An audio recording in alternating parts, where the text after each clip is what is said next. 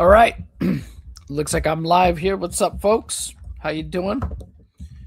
Thank you for joining me this fine Monday evening. A little bit of an earlier stream. Okay. Gonna wait for a few more people to join in here, and gonna wait a little bit here. My co-host is running a little bit behind, but he will be here. He will show. So, how y'all doing tonight? Kind of slow day today. No big news from what I've seen, but that's okay because there's some things we'll be going over. So we're gonna get started here shortly. What's up? All right, let's see a couple people in the chat. Cool. Hello, y'all popsicles. That's funny. What's up? Yep. Hope you all are doing well too. Appreciate you guys joining here. So what we'll be going over tonight here will be a video by Collecting Weekly, I should say, that they put out about a day or so ago, and I'll probably be making a shorter form video kind of going over it as well at some point. But apparently there's some anonymous Bricks and Minifigs insiders that did a written interview, I believe with I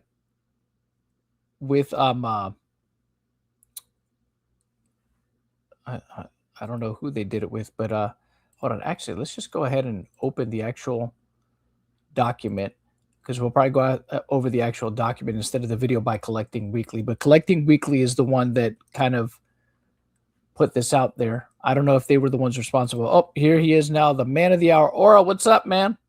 Hello, Governor. Just waiting for the computer to load up, so I'm using the phone for now. Awesome. All good, man. Then you can switch over. Appreciate that. So this channel gives reasonable takes based on evidence. It's not claiming any facts. We that's what we do. We try to look at what is out there, because we don't believe, we don't believe people at first glance. we try to go with facts and substantiated evidence always if we can. So we do our best, and we appreciate the support always. Yeah. And if we're ever wrong about something, we admit when we're wrong, right? If we open to correction, wrong, we're always open to correcting ourselves and correcting the record, and we're not above that here. No, so if we get anything wrong along the way, we try to correct the record as soon as possible. What's the subject tonight? So tonight I want to go over Collecting Weekly had done a video talking about this this interview, I guess, that they did. I'm not sure if it was them specifically, but because I haven't seen Collecting Weekly's video, I didn't get a chance to finish it. I think I watched a couple seconds. I didn't get a chance to finish it. We could watch Collecting Weekly's video, but I actually have the document where they asked some questions. They're pretty short. Apparently, we should probably just go over the document itself. You thinking so? I mean, we could go over Collecting Weekly's video, but y'all just want the video or the document? It depends on the chat. I guess we could ask the chat. Yeah, do you guys want us to go over the video, or do you guys want us to go over the actual document with the questions on it? So put 1 in the chat if you want us to go over the video, 2 if you just want us to go over the actual interview with the anonymous BAM sources. So 1's in the chat for the video, 2 for if you guys want us to go over the actual document. Straight to the document itself. So, and then we'll be going over more of Ben's interview. They were interviewing. Apparently, it was a written questions that were asked to some BAM insiders. By that, I don't know specifically if that means they spoke to some franchisees or just people that work at stores or whatnot. Okay, I'm seeing 1s, so we'll probably go over the video. Wait for a couple more people to put that in there. I think they're supposed to just be anonymous with the things that they're saying. So yeah. So it's just some anonymous peeps. So I guess we'll just go over the video from Collecting Weekly. And then I guess if anything, they're anonymous. If anything, then we could just go over the questions in more detail. But I think in the video, the I think in the video he pauses it so you could read it anyway. So yeah. Yeah. All right, so we'll just go ahead and do that here. Let's see. Just go ahead and pull it up. Pull up Collecting Weekly's video and thank you to Order for this for the video. So we'll go ahead and put this here and see what he has to say. All right, here we go. Zach, today we have an interview that we have done with a group of BAM employees. If you have watched any of our videos on this situation, the last couple of videos we reached out and basically put it out there that if any Bricks and Minifigs employees wanted to come forward anonymously to help us understand some of the situation, as well as... So I guess their team there put this together. They put this together, and I guess it's employees from stores. I'm guessing it's going to be probably from a couple different stores, if I had to guess, right? Yeah. I guess he'll clarify if anything.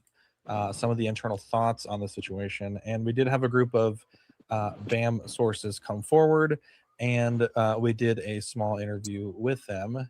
And so we're going to look at that interview now and discuss our thoughts on it. So just take note, the individuals who contributed to these responses were verified as legitimate BAM sources. These questions were reviewed by multiple contributors who collectively discussed and agreed upon the final responses presented below. Our questions are in bold, theirs are not in bold. If you want to look at this on your own, this will be in our Google Drive, which we'll link down below, and which also has a number of different videos, pictures, spreadsheets on the Bricks and Minifigs, Reckless Ben, Brian Mansell situation. So this is our question here. There have been a lot of discussions surrounding a petition that was reportedly circulating among franchise owners. Can you confirm whether the petition is legitimate? The petition that we are speaking of is this petition, which was reported by ACOB, I think it was about 2 or 3 weeks ago, and they had verified it with their source. We were unable to verify it until this interview, but this no confidence petition is what we're speaking about. The petition is legitimate and a majority of store owners signed it. That's interesting. Several stores have recently promoted royalty-free weekends. Was that initiative organized by the IABAMF group, which is the group that we spoke about a couple of videos ago? That was the Sarasota store, John. Yep. So it looks like, yeah, it looks like they're wanting... Sounds to me like they're wanting Eamon to step down, right? Hey, Rachel Linder, how you doing? Well, those anonymous people do. I don't know if it's the specific Sarasota store, but I'm just referring to the IM BAM. Yep. So I mean, I'm looking. Like I said, I've said this before too. It's just like I don't see until he is removed or he resigns. I don't see a scenario where they can really recover, if they could ever recover. So, or was it directed by corporate? It was a corporate-led program. Corporate thought it would allow customers on the fence due to their feelings about the situation to support the stores. Very few stores chose to participate because many thought the responsibility should not have been on the customers to fill out the form and the stores to promote it. It should have been corporate announcing that they would provide the royalty-free purchases automatically. That's wild. Many folks are confused about. So it sounds like they're doing damage control behind the scenes. They're trying to keep their franchisees happy. Yeah, trying to cozy up to them a little bit. How the Bricks and Minifigs franchise structure actually works. Stores often describe themselves as independently owned, yet we've also seen similar messaging appear across multiple locations before later being removed. Can you explain how much independence franchise owners actually have versus what corporate controls? Some stores are independently owned and others are owned temporarily or permanently by corporate. Corporate is not involved in day-to-day operations run by independent owners. Franchisees pay for the use of vendors, technology, and equipment from corporate, but individual stores make decisions on how to run, stock, operate the stores. Franchisee store owners host the birthday parties, sponsor sports teams and school events, community involvement, and pay for local marketing as well. Corporate has no participation in these areas. How significant has the push been among franchise owners for changes in leadership? There have been overwhelming amount of requests for the current leadership to step aside or step down entirely. The petition was passed on to the board, and corporate knows the majority. Get the fuck out of here. Feelings, Yeah. opinions, You can and see it. frustrations. The ball is in their court now. Speaking anonymously, how would you describe the overall sentiment among fans? So there it is. They, if allegedly, right, we still have to say, right, because these are all people that are anonymous. Okay. Correct. Mm-hmm. So even though he verified that these are people that work at the stores, again, we don't know how many overall really want this change of leadership, because there's still a lot of people. There's still a lot of people for that are part of Bricks and Minifigs, that are under the Bricks and Minifigs banner, that are on Eamon's side and that are on on corporate side. So, Well, there's who knows what's happening behind the scenes, man. Who knows if they have to be on his side? You know what I'm saying? yeah, that's another thing too. Otherwise, you're next. Yeah, Allegedly. we would have to see like what the ratio is, right, of how many people are really disgruntled as opposed to the people that are actually on Eamon's side, right? Because they're probably going to look and see if, all right, well, it's only this percentage of franchisees that got together to say this, right? But the vast majority still wants us here, so that gives them, the impetus to stay, right?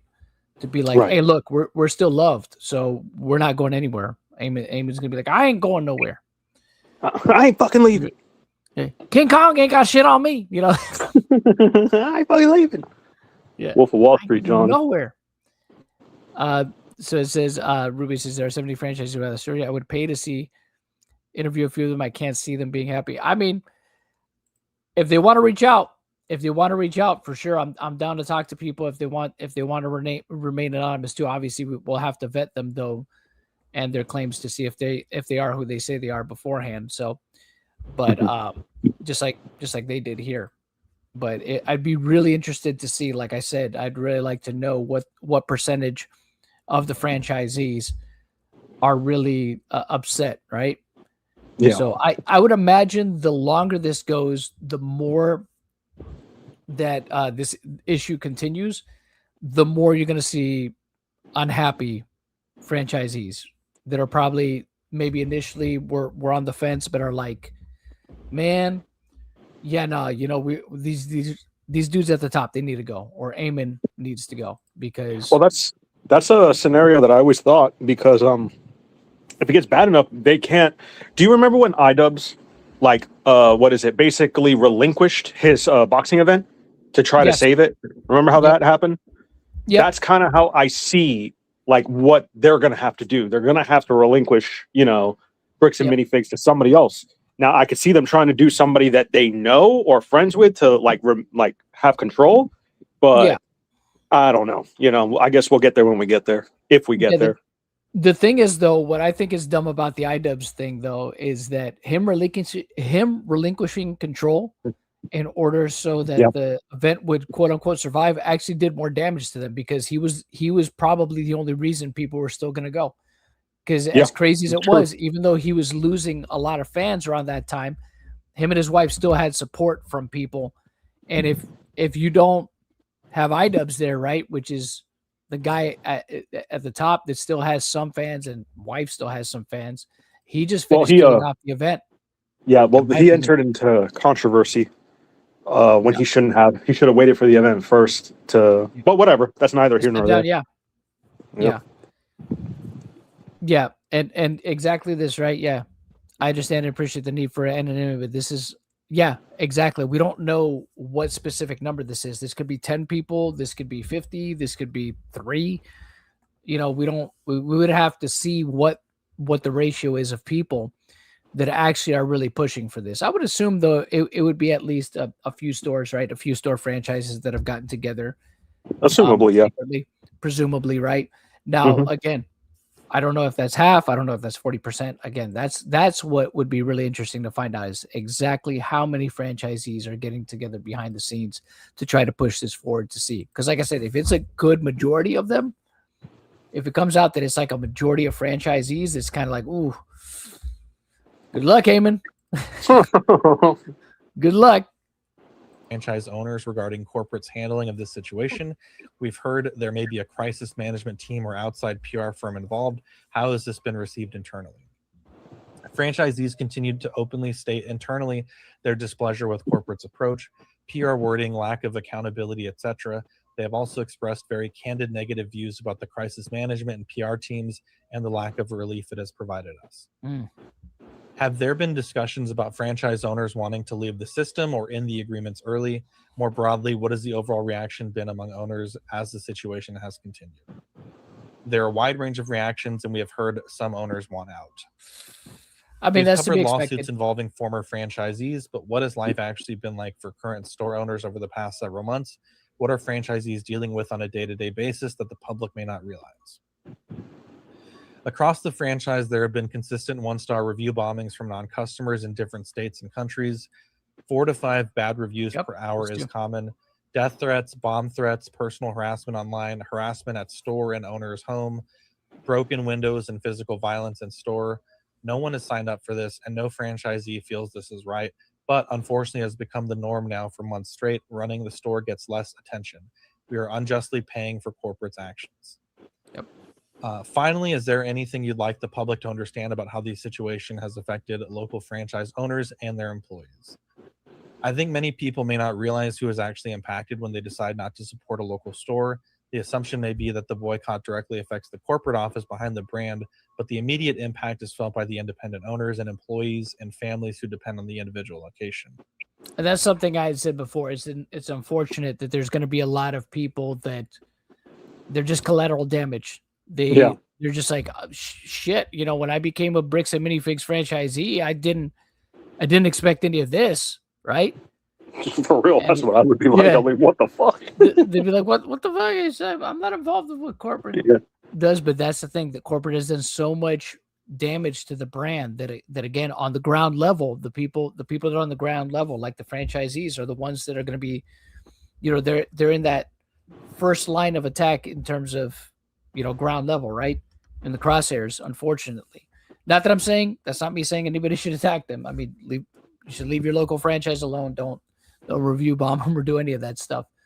But they're unfortunately the ones that are going to take the brunt of all this first and foremost, because there's going to be people that just, you know, paint them with the same brush. They're just going to, you know, look at it and say Bricks and Minifigs. It's just like they're all bad and that's it. Well, they're all going to be lumped into the same bucket. Correct. You know? Yeah, it's unfortunate. When customers stop coming in, there are no sales, and without sales, there is no revenue to pay employees, rent, and the bills required to keep the store open. When a local store cannot survive, it doesn't create a loss for the corporation. The store will ultimately go back to them, resold, and kept open by a new owner. The local owner is the one who loses the investment, the time, and the business they work so hard to build. I appreciate you taking the time to learn our side. It truly feels like we are alone in this fight, store owners versus corporate, and our livelihoods are the ones who are suffering. We wish corporate would actually understand what we are dealing with daily, and they are so out of touch with reality. And that last part here, and that makes total sense. Yeah, because you might say the same thing I'm about to say, so you say it first. No, and that's the thing. This is exactly the reason why they should have never filed this lawsuit. This is why they should have just resolved the situation as quickly as possible, because now it's so big that it's going to do damage. It's going to continue to do damage to franchisees as well. The longer this goes on, the more it does damage to the overall brand. Like I said, every aspect of it, down to the stores that are independently owned. And that's the unfortunate reality of this. Well, it's actually also evident that they're out of touch, because remember, they're like, this is all going to blow over, everybody. Don't worry about it. Remember that? They were completely tone deaf in the entire situation. They thought it was just going to go away. And look, had it been, it's possible that it could have, right? But the thing is, the virality of the situation, the way that the situation caught fire, whoo boy. Yeah, it's not. Yeah, that's what they didn't anticipate. They severely underestimated the power of the internet and the power of a story going viral. So yeah. And now there they go. No, you didn't miss anything. Don't worry, you didn't miss anything. You're good. You're good. But yeah, it's wild, man. I mean, I think we'll leave it right here. But if you guys want to check out this video, let me go ahead and link it in the chat. If you guys want to check out Collecting Weekly's video on this in its entirety. But we'll get on to the main course for tonight, which is the Reckless Ben interview that we haven't finished yet, which we last time we had watched it, right? We had said there was some things in it that, you know, Ben probably shouldn't have said, but, you know, it is what it is. You know, words are like bullets. You know, once you say them, you know, you can't really take them and put them back, right? Once they're fired. So Word. it is what it is. But words are like bullets. I get that stuck in my head, John from South Park. Words are like bullets. Yep. Bum, bum, bum, bum, bum. Here we go. So this is where we left off at last time. And this is the part where the iced coffee guys are playing devil's advocate. Own opinion here that it's maybe not theft, but really just irresponsible placement, record keeping. You probably have employees who are in there. Yeah. Sets get misplaced. Sets are I already want to interject. Go ahead. Like, what is it? Josh Johnson said that he had the Lego sets and just didn't want to give them back. There's stuff like that to account for. Like, it's not just misplacement. Like, they have said that they had it and they want to give it back. Why is Eamon making public statements saying, I want to resolve this? Wouldn't that indicate he has them? Wouldn't he just say they're gone? Yep. So I don't understand what this devil advocate question is, but I'm like, you're missing a lot of fucking information to even lead you to that devil's advocate question.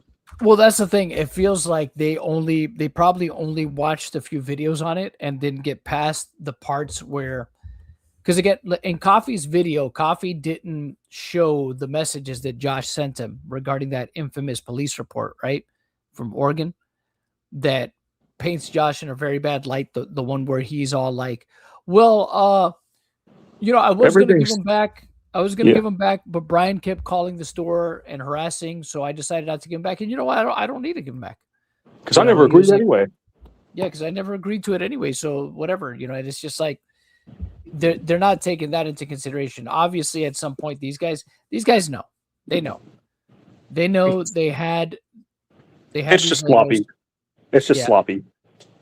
And it's just, you know, they should have probably watched a little bit more than just the surface level videos, I think.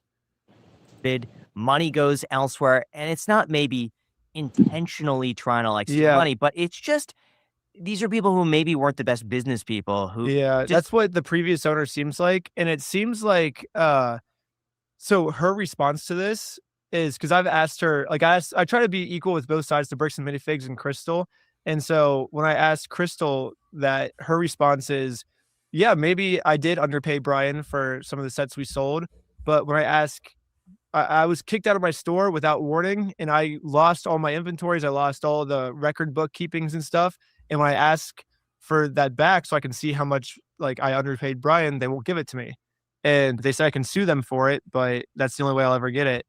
And so it seems like she wants to make it right for if she did underpay Brian, but Bricks and Minifigs won't give her the inventory to let her do that. But just the fact that she would underpay Brian tells me right off the bat, I don't trust her numbers. I don't trust her accounting. I don't trust anything. Yeah. What about the opposition? What about Eamon? You don't like, so just solely Crystal you don't trust? What about everyone else? Yeah, there's got to be mistrust to go around, right? It shouldn't be. What about the current own? What about? Yeah, I'm sorry. Go ahead. No, go ahead. I was just saying, what about the current people who have these Legos in like their inventory currently?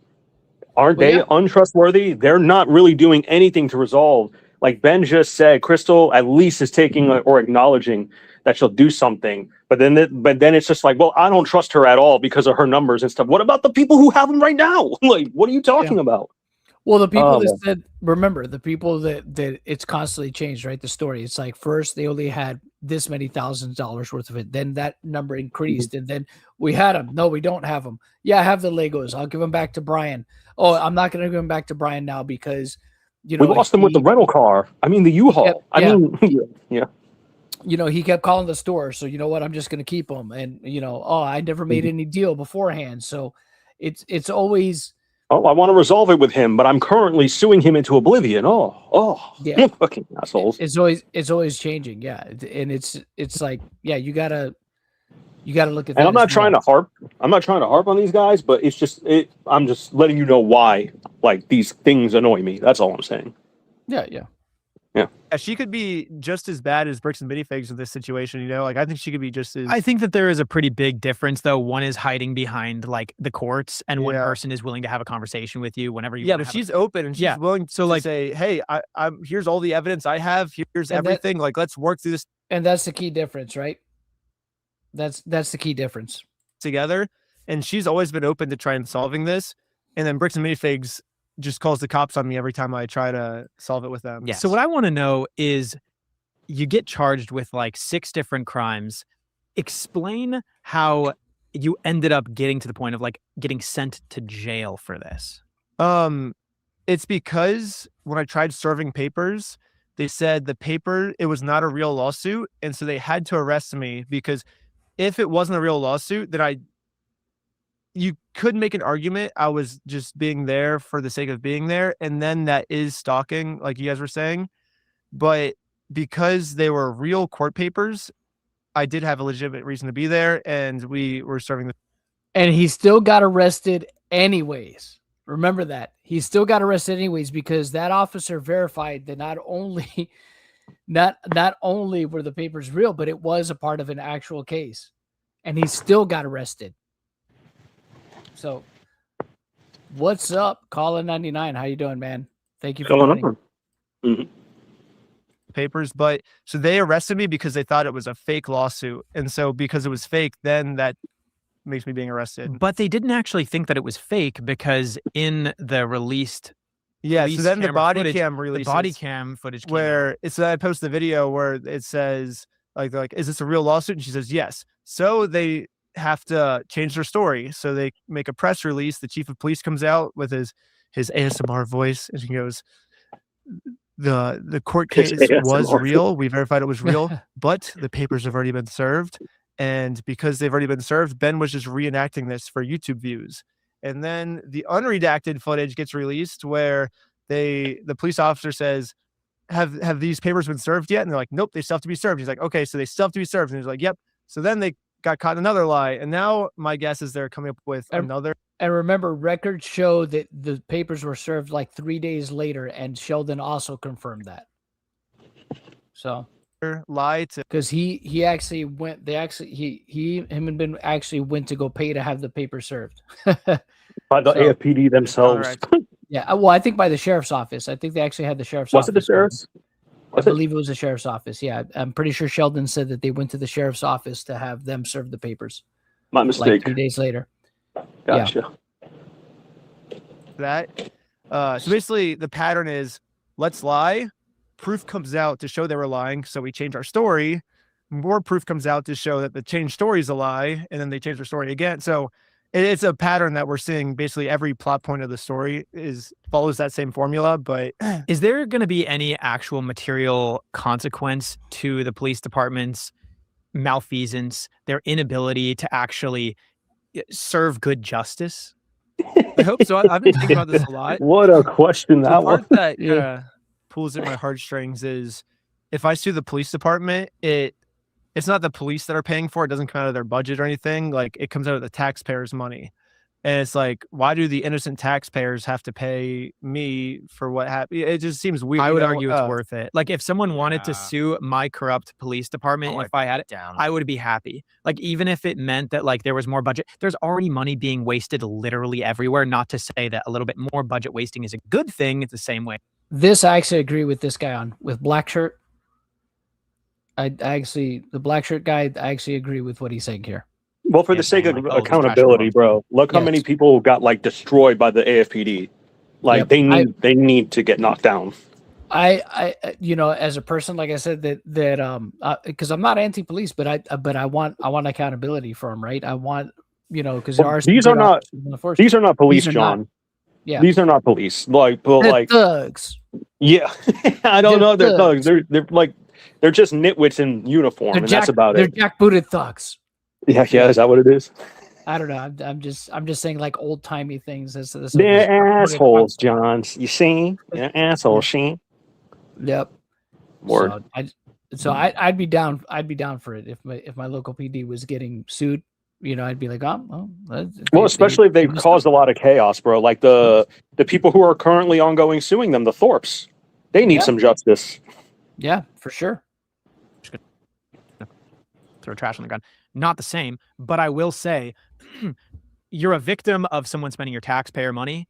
You're also a victim of being subjected to a corrupt police department. So like it's bad either way. It's just like which one is the lesser evil, and I think you want it anyway. Yeah, I think you want to have. Like, I have heard that they have a budget just for like lawsuits and stuff. Like they have a. Like I said, I hope that Ben is not deterred. I hope he 100% sues the AFPD and Provo. I hope he sues both. I hope accountability goes everywhere it needs to go. 100%. Yep. A budget allocated for when people sue the police department. So I think that's already like written in the budget or something. And probably also have insurance to a certain degree to cover lawsuits. And then also, a lot of stories have been coming out recently of people saying like, thanks, Ben, for exposing this. Like the American Fork Police has been harassing me in the exact same way. Like I got falsely arrested. They're doing all this. Like I've seen some crazy stories of this police department that have come out and people just don't film it. You know what I mean? And so you're right. Like by suing them, it might. Well, yeah, when you have like some of the police even saying like, hey, don't film anything, like they told Tyler not to, right? That's probably why, because there's people that it's a small city. Like we've said before, you know, American Fork is like population 37,000 people. So there's probably a lot of people, small town mindset, probably are not aware of the fact that they have every right to film these interactions with police. 100%. They have every right to film their interactions with police, but they don't know that, right? They probably just take the police's word for it. Oh, well, they got body cams, so I guess if they say don't record because they have body cams, that's enough. It's like, no, still record, so you have a different point of view. The more evidence, the better. Well, it's also in terms of people with the frame of mind to you know, like to just comply. Yes. So. Yeah, that just comply and things will go well. But we've already seen situations where people like the one guy who was complying. Knew you were gonna bring him up. Yeah, I knew you were going to bring him up. Yeah, the one guy who was complying, but he got fucking jumped. He got jumped and then charged with assault. Got charged with assault. I'll never get over that. Yeah, that's freaking wild. So, and the thing is, that's the good thing about this too, is that it shone a light on both these police departments and the corruption. And the thing is, now you have these people, like we were talking about the Thorpes before. The Thorpes are in a legal suit against a civil suit against the police right now. Hopefully now this will kind of speed that along for them, because now, you know, this police department is getting so much more negative publicity. Maybe they'll come to the table a lot faster with the Thorpes to settle it, or whatever needs to happen, right? If it needs to go to that next level. So hopefully this puts more pressure on the American Fork Police Department, which it should. Same thing with Provo. I hope this will end up putting pressure on Provo as well. I hate to use the word like teach them a lesson, but it might, in a sense, like make them not do this to other people. Because for me, it's fine. Like I turned it into content and I've capitalized off this. So to me, it's worth it. I'm happy this happened personally, but to literally everyone else this happens to that isn't capitalizing off of it, and it hurts that, you know, like sometimes like this is happening to people where they're innocent and it just destroys their life, you know, and that makes me really sad, and it makes me want to do anything I can to make sure that never happens again to more people. The problem is when the people that are supposed to be arbitrating or mediating something, like the referee, the umpire, when they're biased, then there's no rules. There's no common language that you can use to try to find equity or equality. And so like the same thing happens with freaking SGA in basketball. Okay, he can flop as much as he wants, but it only actually makes an impact when he's not called on it and he's able to do it as much as he wants. Same thing as 08. Like a big reason why the recession happened is because all of these like mortgage-backed securities or whatever, they were like rated, or you know, there's 500 data points within it, and they were supposed to rate each 500 data points, but they were selective and only rated a couple. We had like a whole episode on this. And so like they would approve them as like very safe investments when in actuality they weren't. It's like the referees, the people rating the thing, like the umpire, the referee, when those people are corrupt, that's when nothing can be trusted. And that's exactly what's happening here. So I'm actually more frustrated with the police department than I am with Bricks and Minifigs. It's about equal. Yeah, I'd say the police department was super frustrating. When you do look at some of the unredacted body cam footage, some of it makes a little bit more sense. Because I didn't know that they were threatening that I was trying to like murder people, you know, because Josh is telling them I tried to kill the manager, you know, and I'm trying to bomb their house and stuff. It's like, you have to get rid of this person. He's trying to kill me, you know? And so if I'm a police officer, like that's like, I don't want to take that chance of someone like I might just arrest the person that they're saying that about. But even so, when they approach Josh in the body cam footage, he says, just take him away for anything. Yeah. He says, whatever it is, just get him away from here. I don't care. Charge him with anything. That does not sound like someone who wants to use justice or like reason or any system of fairness to try to like find the clear truth. When they talk to you, you're very composed and you're very patient. People in the comments were joking in the released body cam footage that you should be called not reckless, Ben, but patient because of your like extreme exhibition of patience with these like insane things that are happening to you. I've never really had like bad encounters with the police. I've had a lot of police encounters and it's always been good. And I guess I've always just been taught like if you show the police respect, they will show you respect, you know? And it's always worked like that for me in my life. Except for pretty much this and I guess like maybe a few other videos, but mostly this was it's like I show them respect and I expect respect back, but then I just get met with them arresting me. So why is this any different when you have facts and logic and data on your side and evidence and you're showing it to the police? This other person, you know, Bricks and Minifigs, has no evidence. It's funny that he's saying this because I said this so many times, right? I said this so many times. Remember, chat? That Ben actually showed stuff to corroborate the claims that he was making that actually validated why he was even there, right? The lawsuit. He actually showed something and they corroborated that it was true, but yet gave him no grace or deference whatsoever in the situation and still chose to believe Josh and Eamon and still listen to Josh and Eamon to arrest him, right? To find a reason to arrest him. And they still did, which is insane. No facts, no logic. Like, why are they siding with him as opposed to siding with you? And really quick, I just want to say that every day you don't bring AI into your business, you're falling 2 days behind. But the question is, how do you keep up? Because the competition is... Here we go. Get past the ad read. Thanks again to Superhuman for sponsoring this episode. When you have sponsor facts and logic and data on your side and evidence, and you're showing it to the police, this other person, you know, Bricks and Minifigs, has no evidence, no facts, no logic. Like, why are they siding with him as opposed to siding with you? Uh-oh. Got a little bit of a slowdown there. Aura, can you hear me? I can hear you now. Okay. I think I hit a lag spike there. Let me start this back up here real quick. Yeah. It like crashed out for a minute. Yeah. What is that? Is that pause on the the pause on his face? Oh! We're going back to the future, Marty. Waiting for it to load, folks. In the meantime, while that's, you know, fixing itself there, here is the link for Ben's Give, Send, Go. For those of you that want to help the man out. All right, I might have to reload this video. Probably. It was a weird spike. There was that crazy storm, so. Yeah. All right, so we're at 36. Hold on, y'all. I'm going to reload the video and see. Okay, there it goes. Yeah, now it's going. So let me go back to where we were at. Okay, here we go. All right, here we go. Bricks and Minifigs. And you're showing it to the police. This other person, you know, Bricks and Minifigs, has no. All right, so let's pause here. Oh, what up, Relic? What's up? Our boy Relic here. Awesome. Yeah, I was I have to read this thumbnail now again.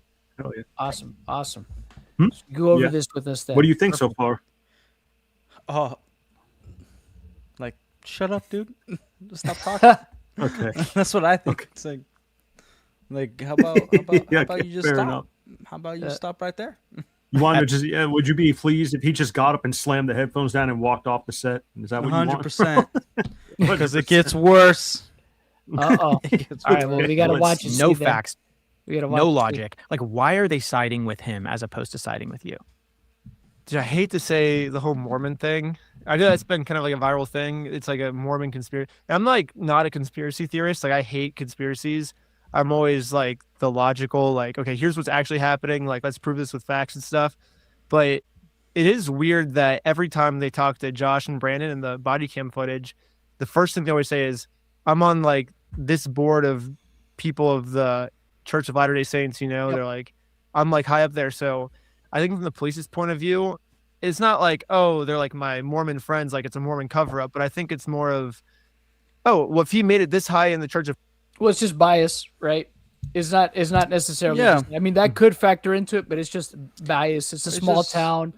It's, you know, they're locals, and like he had said in that other interview he did, you know, they see me as an outsider. Yeah, all that stuff for sure factors in, right? It has to factor in. And again, being from California, coming in, YouTube, not really YouTuber. You already got like not very well respected pretty much anywhere. Yeah. If you're a YouTuber from California and then you're from LA. Yeah, well, not just that. Think about also, again, they're gonna judge Ben by how he sounds and how he looks as well, too. And right? it's also like, is the guy a stoner or something, right? Yeah, and it's not making excuses, and like there is the bias of as well as like being a small town, being Mormon, like it's like I pointed this out before, like Boy Scouts, like it's very well known throughout the U.S. So like if you're an Eagle Scout and you tell a cop or an official, oh yeah, I was an Eagle Scout, then they're like, oh yeah, like you're taught that in Boy Scouts to like let them know, because that means like, oh, you're most likely a good guy. It's kind of like the military too, like, oh yeah, I'm a veteran, and they're like, oh okay, yeah, credibility. They look at you with more credibility. Exactly, yeah. Whereas it's like, oh, this random guy from California who looks like a stoner, who you know, who makes YouTube videos and stuff like that. It's just like, you know, why should we believe him? So yeah, Mormonism, he must be trustworthy, right? Because Mormons don't lie. It's against their like religion to lie and steal. So this person saying a Mormon lied, like this YouTuber comes from California, like, and also I feel like Los Angeles is a bit very like anti-religious like stereotype to it, you know. So like this guy comes from Los Angeles, he's probably like some anarchist, like, you know, like and I think person, you know, how like he's like I think like American Fork is a pretty small town. I think the population's like around 30,000 just for 37,000. Yeah, 37,000. It's very small. It used to be much smaller, man. It used to be like half of that not too long ago. They started developing the past 7 years, like a lot of the Lehigh down to Provo area, like malls and all this stuff. It was a really small town before. Yeah, defund the police probably type of person, because he's from Los Angeles, you know. And so this hooligan comes from here to this person who is really high up in the Mormon church, like saying that he is lying and stealing. That doesn't, the YouTuber must be lying, you know. And so I think just, which makes sense, because I feel like most Mormons don't steal and lie. So I feel like it's like a very rare for a Mormon to steal and lie, you know. There's no way after your videos, let's just say this entire series across all the reactions, all of just the overall exposure of it, there's no way you don't have like 500 million positive impressions about you and negative about Bricks and Minifigs and this person in particular. So there's no way this justice system or this police department is not getting inundated with people saying, listen to Ben. Now, I don't know. Like maybe if I showed back up again and tried to serve papers, it might go a little differently now. But this all happened before I released any videos or anything. So do you feel like, though, at the time, being a YouTuber really hurt your credibility? Yeah, and I don't really blame them for this, because I feel like most YouTubers that do the meta glasses thing, you know, they are, I mean, you know, it's called like rage baiting. So they show up and the mentality is, the more I can piss this person off, the bigger of a reaction I'll get. And the bigger of a reaction I get, the more money I make. So it basically is, if I make you mad, I make more money. And I think that's a net negative for society. And I think most people agree, like agree with that. And so, but that's like what it's kind of come to. Like that's what the like meta glasses TikTokers do. And it's very, very rare you find someone like me who's actually trying to tell like a genuine story and actually try and like do something that's not.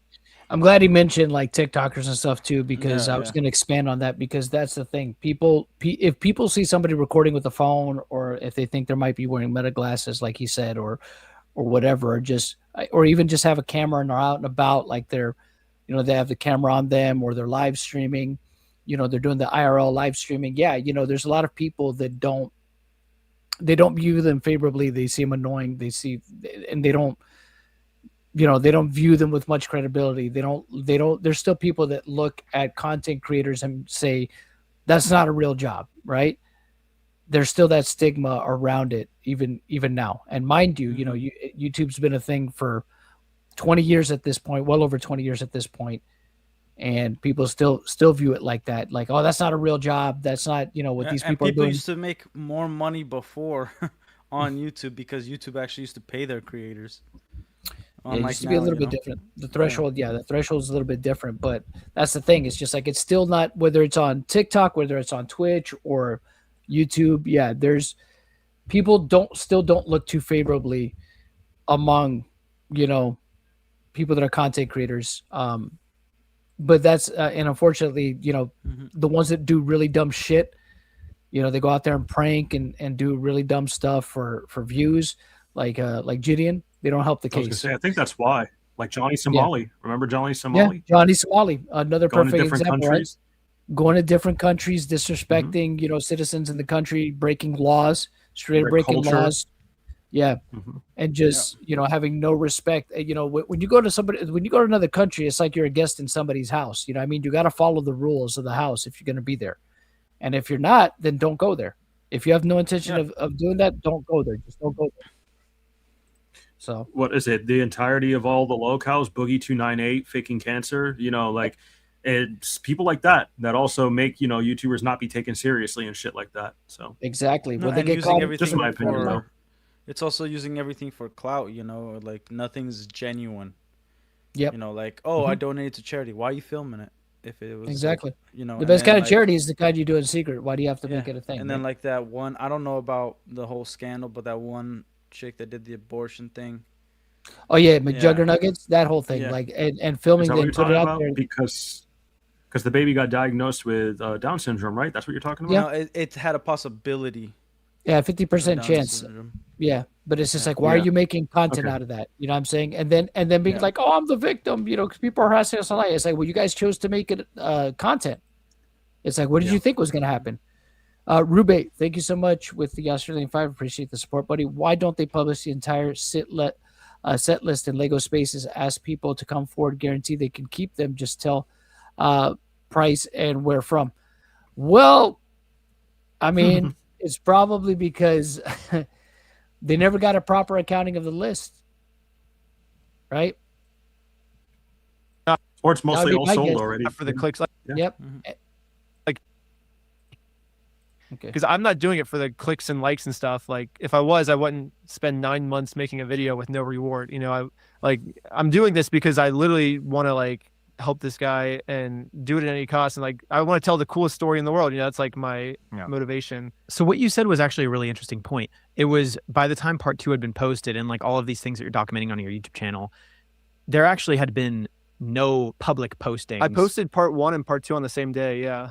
Okay. So that's actually fascinating because I, as a viewer, was kind of under the impression that like by the time part 2 had rolled around, part 1 had already been posted. No, I posted on the same day. Even with all of these millions and millions and millions of views, this police department is still just like completely. Yeah, I saw them both.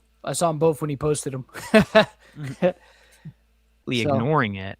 But then you also said that they had actually listened to your responses. And then came back with a changed story. That was in the press release. Yeah. So that was after I posted. So after I posted the video, then they did a press release because I think they were getting a bunch of hate, like you said. And then they changed their story to say, oh, it was a real court case. He just already served the papers. And now he's recreating, because I thought by saying that they could get out of it. But then the unredacted body cam footage released and we got to see that was a lie. But at any point legally, do you think that maybe you took it too far? I try to do a thing, and everyone has a different line, you know, of what's too far. This is a bad question. Sean, stop the video. Yes. Do you not hear the problem with that question? This guy is under litigation. Fun times, guys. Let me go back and hear it real quick, because I thought by saying that they could get out of it, but listen then to this shit. The unredacted body cam footage released, and we got to see that was a lie. But at any point legally, do you think that maybe you took it too far? Yeah, no, don't ask. Yeah, exactly. Yeah, that's something Amin's lawyers would ask. Yeah, and and specifically what he said, right? At any point legally, it's like, no, it's a trap. Yeah, no, that's a total fucking, that's a police question, bro. Don't don't ask when somebody under litigation that question live. No. All right, behind closed doors. But like, don't answer it. You know what my answer to this would have been immediately? That's something. Honestly, I have no, I have no response to that. I mean, that's speak to my lawyer. It's just like, well, like or I would say I don't know. I don't know. I would say no. I would say no, but in the other podcast he did, like the guys were like telling him, because he was like, "Oh, I'm just an honest person. I want to just say everything." They're like, "That's not how it works." Yeah, and then like even one of them looked at Ben. He's like, "Oh, my sweet summer child." Well, here's the thing. It's not that you have to lie, right? It's not that Ben it's just has you don't to have lie. to answer. Just to be quiet. You just don't have to answer. Exactly. You don't have to lie. Yeah. It's just best that you probably don't answer.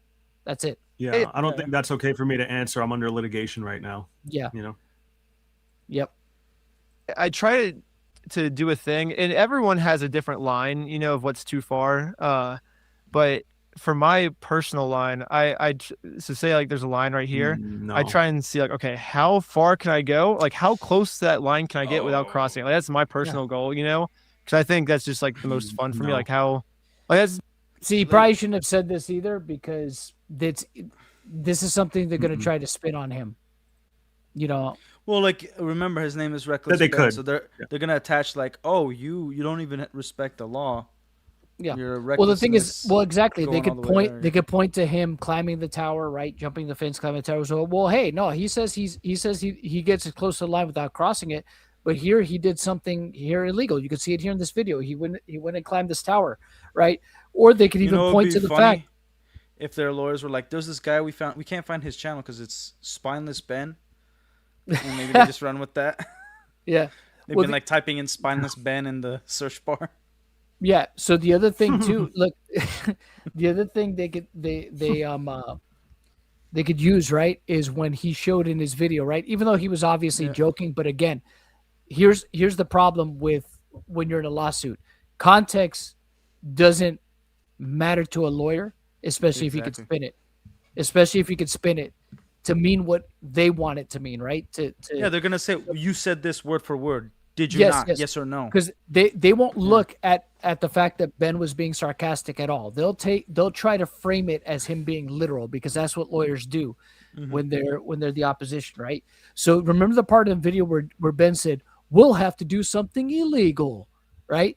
They'll frame that as Ben being serious when it was obvious to us, right, who watched the video. Well, it's probably obvious to the lawyers too, but the legal system doesn't work like that. But that's it. That's the thing. Even the They're lawyers, still going to utilize it to their advantage. Yeah, exactly. Even the lawyers that know, right? Even the Denton law firm that know that was a joke, they're going to frame it as him being serious. They're like, well, we don't know if he was joking, and that's how they'll argue it. They'll be like, well, we didn't know he was being sarcastic. Yeah, the purpose of every what game you mean is by to that? win. What you mean you were going to break the law? Yeah.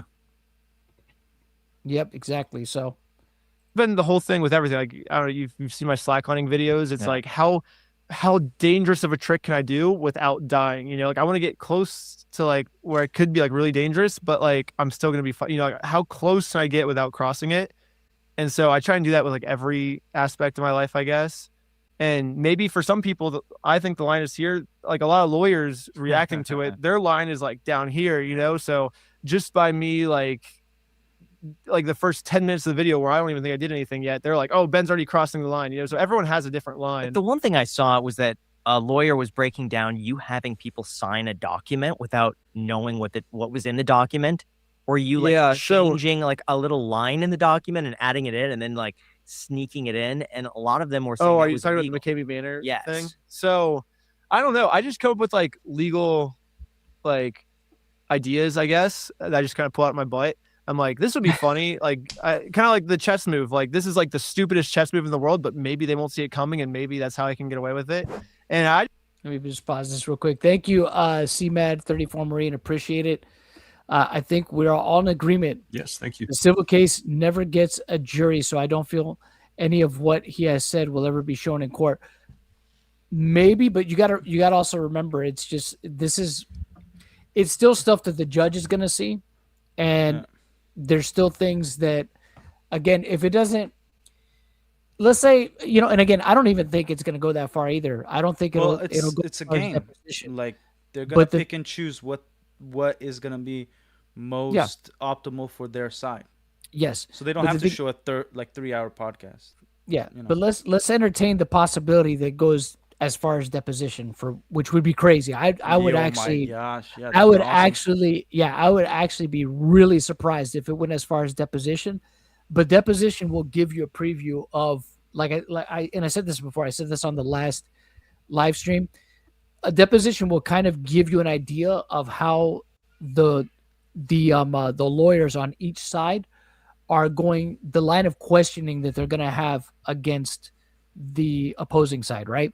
You're going to see how Ben's lawyers, you're going to get a preview of what their kind of plan of attack is going to be when they go to court, right? And you're also going to get a preview of the Denton law firm's kind of plan of attack when they go to court. If it gets as far as depositions, you're going to see through the line of questioning. And the thing is, in depositions, you have to answer.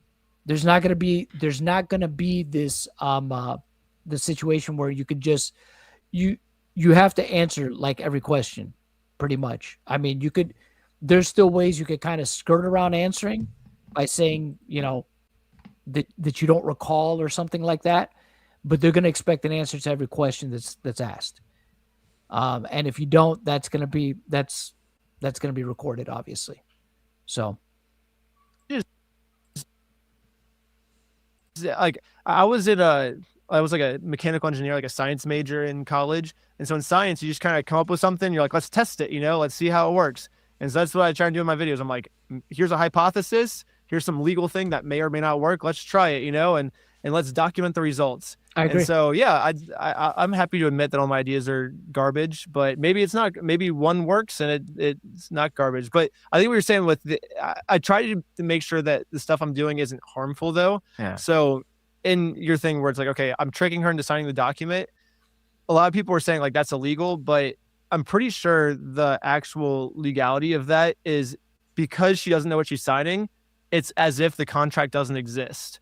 So as long as I don't try to hold her up to and pressure her into fulfilling the contract that she was tricked into signing, then it becomes into fraud territory. But I brought it up in a joking way. I'm like, well, what about this contract that and obviously the story. Yeah, it's pretty funny. I interpreted it. I'm not gonna enforce that. That was one of my favorite parts of the video. I'm not gonna lie. I thought that was hilarious.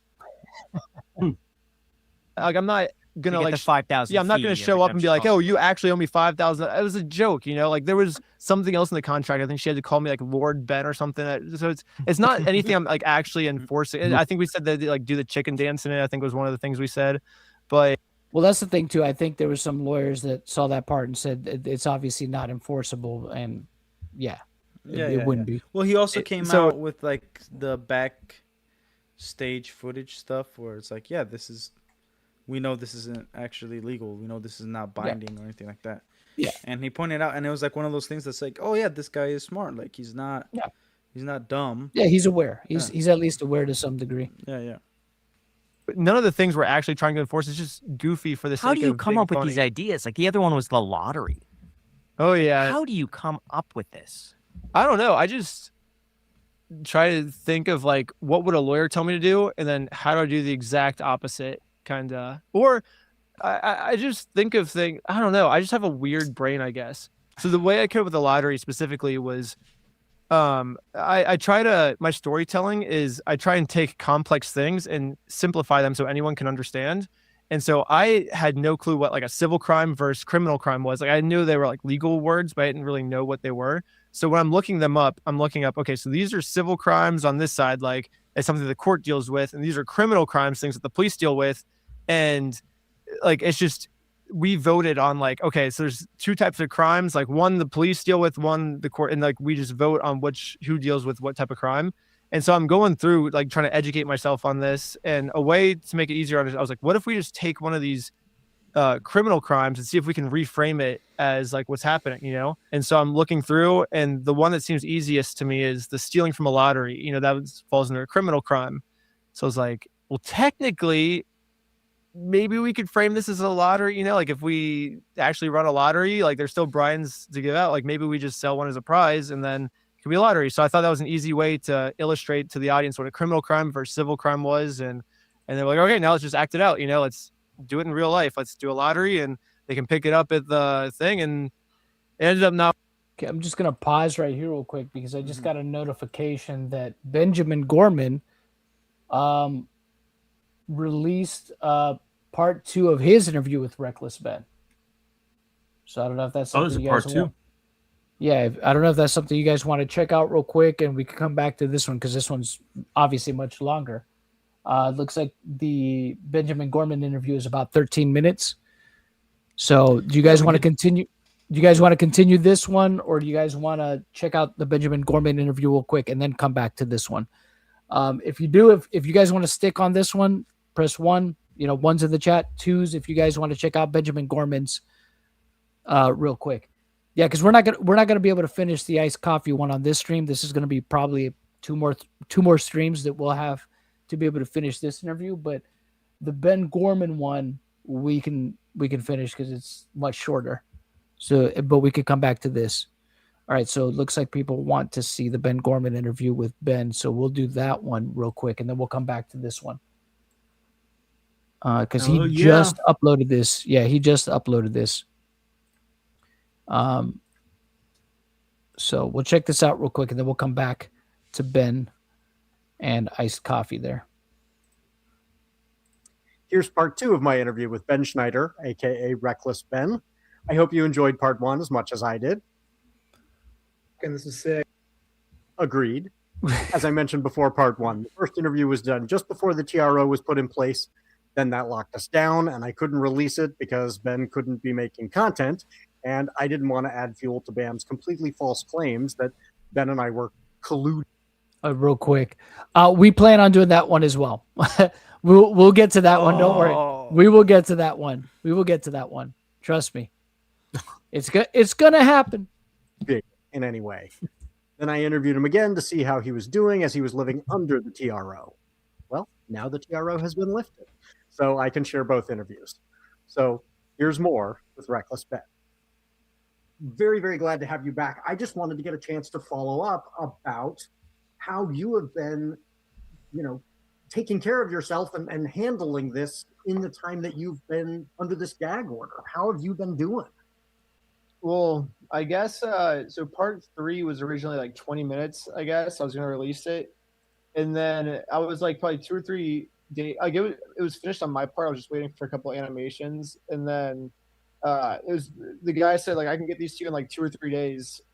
And then that's the day that the gag order hit. And I was like, oh, no. So the lawyer's like, it's going to be at least like a week till we can get it. So I was like, okay, I'll just keep making it longer. You know, I'm not just going to stop working. So I just made it like longer. And then they're like, oh, it's going to be another week. So I was just like, okay, I'll just add another 10 minutes. I finished it. And they're like, it might be another week. So I just, now it's like 45. I kept adding it, like making it longer, like 5-minute increments. Like every like 3 days would be like 5 minutes longer. And now it's like 45 minutes long, which is crazy. But I think it's around like 45, yeah. Full disclosure for folks, you know, out there, I've already seen a draft of it, and by the time you're watching this video, it's out there. Go watch it. It's amazing. Like, it turned out so well. I was in my car and I was like pounding on the dash, and I was like, yeah, like, let's go. It is so great because you and Crystal are much. Yeah, you and Crystal are much bigger. The first 2 videos, you were like barely a character. You guys are much bigger characters in this one. It's crazy. But it's the stuff that you reveal about Ammon. I mean, the stuff that, you know, folks, again, it's already out there by the time you're seeing this. There's more of that interview that the first one you did in Utah with him, like in the lobby. Yeah. Oh, like the stuff that he says, I just think people are going to see that and just be flipping out. So I think it turned out really well, but then you just had to sit on it. So how have you been I mean, I love the sequence where you went up on the radio tower, which was very cool. Yeah. I am afraid of heights. That was terrifying to me. I was like, no, be safe, But what have you been doing since? Like, how been filling your time? Working on part 4. Yeah. Yeah. Yeah. Just this is like the funnest thing in the world to me. It's like I feel like it's a very rare opportunity to kind of say that you have like the #1 story on the internet. All right, no right problem, now, Rubate. Take care, buddy. So it's like I don't know, like anything else Rubate. that I would be doing, I would probably just be like, oh, this is a waste of time. I'd rather just be like, I'm having a bunch of fun like editing and like coming up with a story and like living the story and filming and stuff. Like that's so much fun for me. And I feel like it's like a rare opportunity that like almost no one ever gets to experience. So it's like I want to make the best of it, So I've just been just making Lego Video Part 4 and Part 5 and Part 6. It's gonna be sick. I don't know if there's Part 6, but ending clips. There's definitely be a Part 4 and Part 5. I know that 100%. I already know exactly what Part 4 and Part 5 are. I already have like the scripts written pretty much, but maybe there'll be a Part 6. I don't know. We'll see. Well, and we'll see what the developments are, right? I mean, there could be more to this story as it develops. So yeah, I am very excited to keep following up on those. Have you been able to do any slacklining in this time? No, actually, in the second video where I'm doing that slackline competition, that was my first time on a slackline in 5 years. Yeah. It kind of got to a point where I kind of accomplished all my goals in slacklining. I was winning first place American every single like competition I did, and I went like all of my. He got bored. He's like, I'm winning too much. I'm done. Did you ever see the thing with him? Oh, go read that first, Just real quick. Thank you, Zach, for the 5. Appreciate it. If this was his tame subject, so far exposed corrupt franchising, multiple corrupt police forces, court systems, states, what could possibly be next? He talks about it. He infiltrated a, let's say, trafficking cult, and he's been filming that. And he's going pretty hard on that kind of stuff. What's up, Animal? What's going on? But yeah, he did said you that see the like, thing where? Oh, sorry, I'm just saying that he said that like the other stories he has is way crazier than this because it's like actually dealing with like the evil parts of human existence. This is corporate bullcrap shenanigans. Obviously, there's much more worse things in the world. Yeah, and he's actually going after those things as well. So like. His next videos after this, they're gonna blow up even more when he's done with the bricks minifig situation. Sheesh. He's doing good work. That sounds he's doing crazy. Good work out there. Yeah. So what's up, or what were you gonna say? Did you see the thing where he was doing the slackline like event and he had to do flips on it for like a world record and Snoop Dogg was shooting balls at him? I saw that. Yeah. I did see that video, the TBS one. Yeah. Yeah. The TBS. Yeah, it reminds me of that one. Yep. Dream tricks and combos I landed, and it Set got the to a world record. I saw the world record video. Oh, that was funny. But Yep. that Speak was of the devil, right there. Yeah. like, and then I started getting to a point where I was like in the hospital with a broken bone like every month, and it was like I already accomplished all my goals. Why am I hurting myself? So I started new sports. I started like getting super heavily into like rock climbing. I started skiing. I'm trying to like learn a backflip on skis and stuff. I just learned how to. I started rollerblading. I just learned how to do like flips on rollerblades and stuff. I can do that now. So I'm doing like the X Games, not just like stupid rollerblading. But I'm doing like flips and like I'm going down like the X Games ramps and stuff, like crazy stuff. I feel like pipes and it's really stuff. fun. I feel like Reckless Ben should have been born in I the started 70s. like doing like parkour and stuff. I started just free running. Yeah. Be out there with at the X Games with Tony Hawk. When disco was a thing. So I just like could see it. changed sports. I didn't really like stop sports. I just like changed to other Wait, things, wait, I wait. guess. But this Eric last said month I've really been TBS. exercising. I've kind of just been You see, TBS Eric tried Higas. 5 million for that one. So, This holds a record Really? for most flips on a oh set. yeah, he did say that. Like TBS tried to sue him for $5 million, and then he sued them back for $5,001, and then they backed off. Yeah, That's fun. yeah. busy. Should probably get back into it again. But Gonna have to find out more about Yeah. that later. But when do you have time? I mean, that's the thing. When you know, it just sucks. Yeah, because it's like I could go and like exercise. I'm probably should be thinking like, oh, I could be like doing something awesome with the video right now. You know, I'm like wasting time, and it sucks because I usually am kind of like no matter how busy I am, I always try to like exercise because it helps my mental health and stuff. But like my mental health's been so good, I don't feel like I need it. Right? Does anybody know what curling is? Yeah. That's hilarious. Yeah. That is so funny. Oh man, I can see him doing that. I can see him do curling. Well, and do you think part of the fact that your mental health has been good is that he seems eccentric working enough on to something that feels rewarding to be working on? Like, you know, yeah, for sure. Justice, yeah. like it feels good. Yeah, it feels like like we're actually like accomplishing something because like my whole YouTube career, it feels like I put in a bunch of work for like no reward. So this time that we're actually like taking someone down, it's like really nice, you know. Sick. Yeah, I think a lot of the folks in the comments, I mean, that's what I'm seeing is people saying this feels like something where we might actually see success. You know, it's not like so many elements of our lives where we're going, yeah, but nobody will ever be held accountable. Like this looks like it will have an ending. You know? Yeah, well, that hopefully Lego episode 5 is where we see the accountability, but we'll see. Episode 4 is kind of more stirring the pot, and then episode 5 is more of like, okay, hopefully they're finally held accountable now. Yeah. Oh, well, I am so excited about that. Well, I won't take up any more of your time, but I so appreciate it. And, you know, we'll have to get together again and do another one of these for episode 5 as well, because I will be cheering you on for that one, because I am so stoked to see the way that you are handling this story. I mean, it's a marvel. So, I should tell you, I have a character based on you in the serial novel that I've written. I don't know if anybody's mentioned this to you. So the whole thing is, you know, about like, what if there are magical knights errant who are, you know, wandering around the United States in the modern day, and they all have a familiar, you know, and so I created a character out of CoffeeZilla who's Sir Steezel, and he has a familiar who is Reckless Ken. And Reckless Ken is a billy goat who really just wants to be balancing on everything. But he's like, I guess if I have to right wrongs, I have to right wrongs. I'd really just rather be. And so you will love this character. He is totally based on you. And that's funny. I think people are going to love Reckless Ken. Nice. Yes. So you've now been fictionalized into a ghostly familiar character in a novel. Nice. I'm in a book. Yep. That's so awesome. When the whole thing gets finished and compiled, I will absolutely send you a signed copy with a huge thank you. So nice. Okay, sweet. Yeah. Well, thank you very much for being on, and I will let you go, and we'll get back together again before episode 5. Yeah, there'll definitely be an episode 5. Hopefully they don't resolve it and they can make an episode 6. That'd be fun. Help my career more, or they'll do the smart thing and they'll end it in episode 5. So we'll see.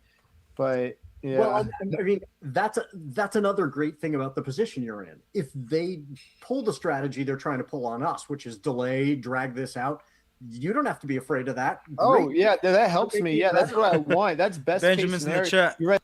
See, that's what I was saying, is that they will for sure. Ben's right there. Oh, Ben Gorman, what's up? Oh, how you doing? Yeah. Thank you for Ben, tuning how in. are you?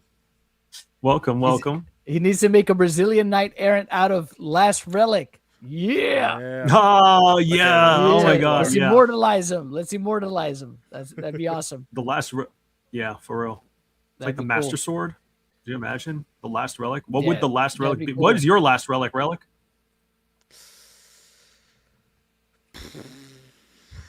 I thought you were gonna say these nuts. I really thought you were gonna be like these nuts, and then just move on. Dude, I did have like, this is how weird my brain works. I was like, dude, I wonder if after Reckless Ben has sex, he just say that's sick. That was Shut sick. up, bro. Why did you do that? That's a little. Why did you bring that? Okay, that's a little. Okay, because it's like every video, he's like, that's sick. Because like he is like that when he talks on the phone too. What are we talking about here? No, yeah. Okay, relic. Like Never that's mind, how forgot like I asked. that's how my mind goes. It's like, man, you say that a lot. I wonder how else you use this. Benjamin Gorman, he said ordang. Oh no. Oh my goodness.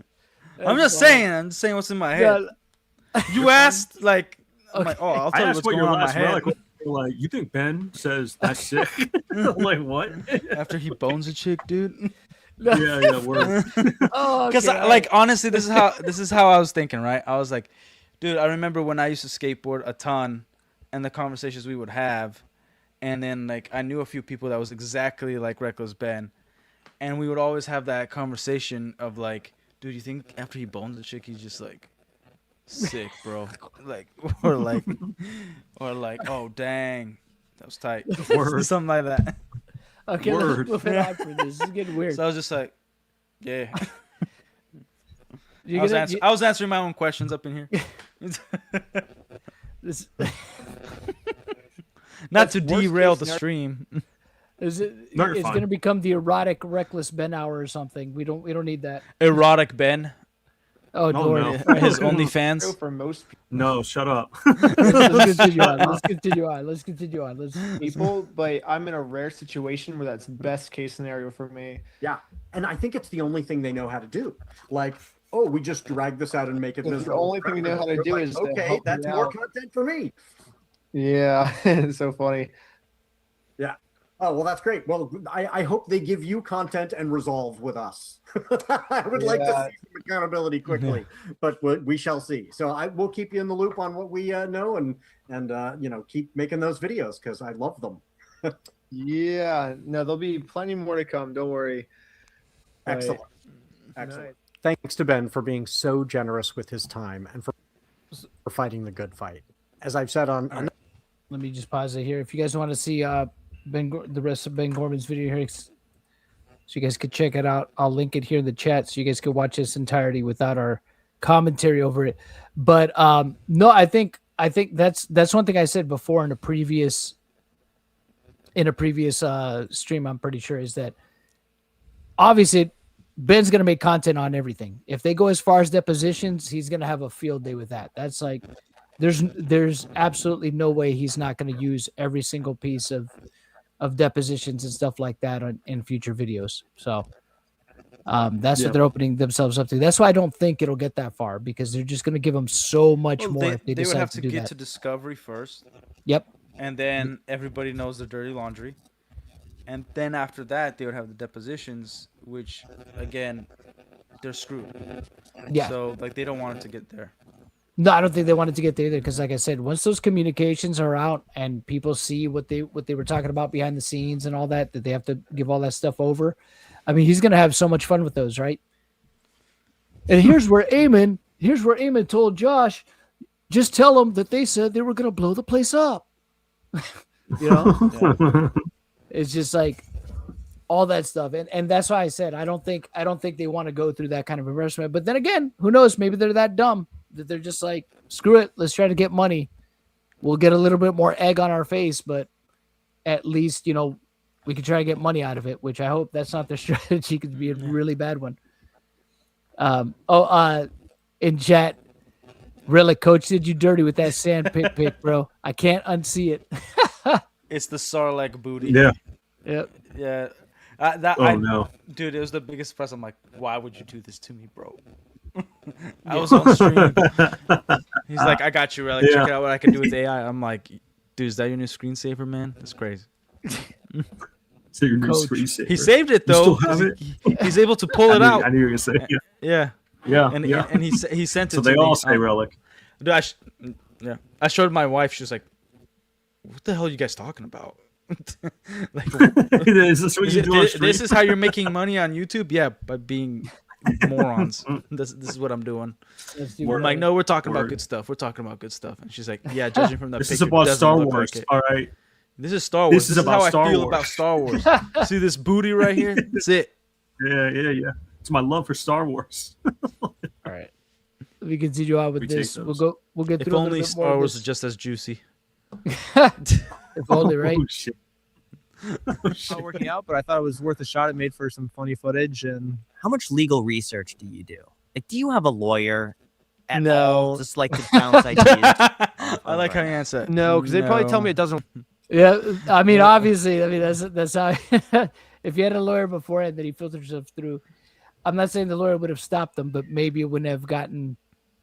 Maybe it wouldn't have gotten up to certain points, but he could have avoided some things. But then again, the real question is, if he had a lawyer from the beginning, right, filtering through everything, would he have actually listened to them? That's even well. I question, think he would. But remember, his whole it is a kind of a beautiful message of what he was trying to accomplish. Like, oh, for sure, he wants 100%. To go out of it of like the regular Joe can fight against the bully. Yes. Right. Yeah. So he wasn't trying to get a lawyer right off the bat. He probably understood that at some point, if they were going to keep doing the things that they were doing, he might have needed a lawyer. And obviously it went all the way to the point where he did eventually get a lawyer.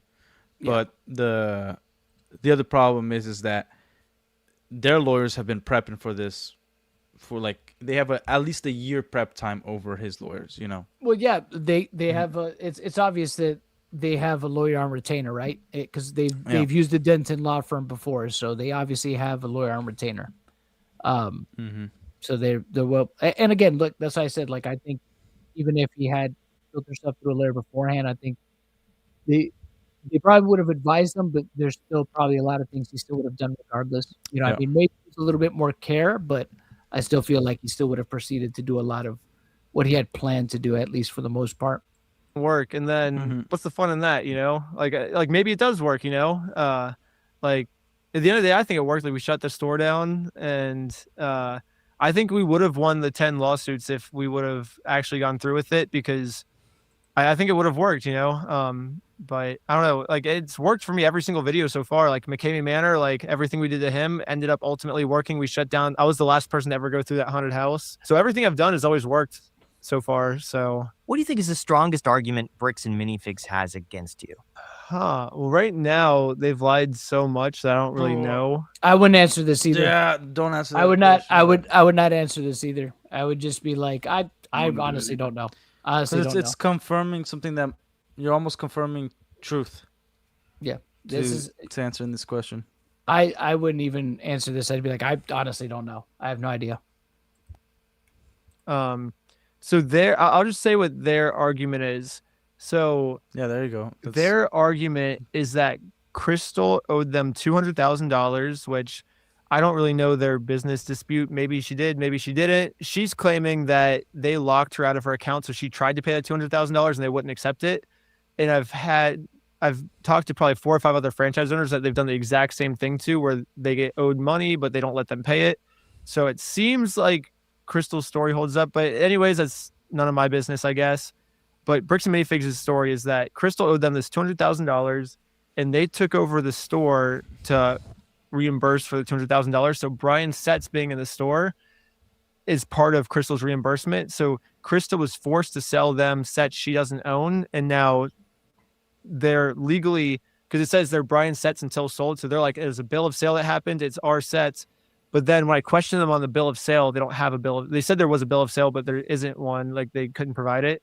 So that's their story, is that they bought Brian Setz from Crystal. Now Crystal owes them the money, but I don't think that's how that works. I think it's like the car analogy. Like if my car was parked. So pause. Like I think the way he answered this was pretty good, because he prefaced how like, well, I'll tell you what their story is. Yeah. And then he went into what sounds like their story. Yeah. So he didn't actually answer that question, you know. Yeah. That's what I was worried about, because remember, he's in a lawsuit as well. So in the parking lot during the corporate takeover, does corporate also get to keep my car? Because is Crystal now have to pay them for my car that they took from me? Like, that's not how that works, you know? Yeah. Who do you go to for advice? Just myself. No, Ben, don't just go to yourself, bro. Myself. Word. I don't really need advice, you know. I just think of something and I'm like, you know, when you're in a legal case, you definitely need some legal advice. When you're in a yeah, like obviously he's just talking about his idea. No, I get it. I get what he means. Like I get what he means generally, but you know. Well, let's test it out, you know. I guess the world, it's like you just come up with a hypothesis and you're like, okay, it's just a test, you know, and we just simulate the tests and then record the results and post it online.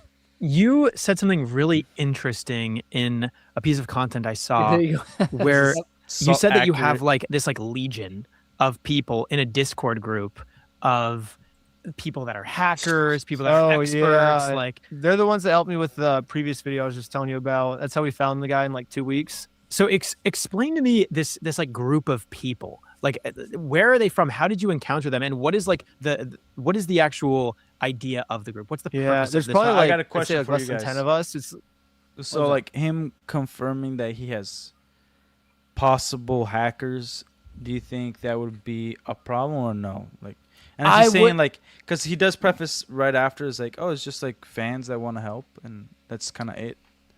I mean, but I probably wouldn't use the word hackers. Yeah. Just because that has such a negative connotation to it, right?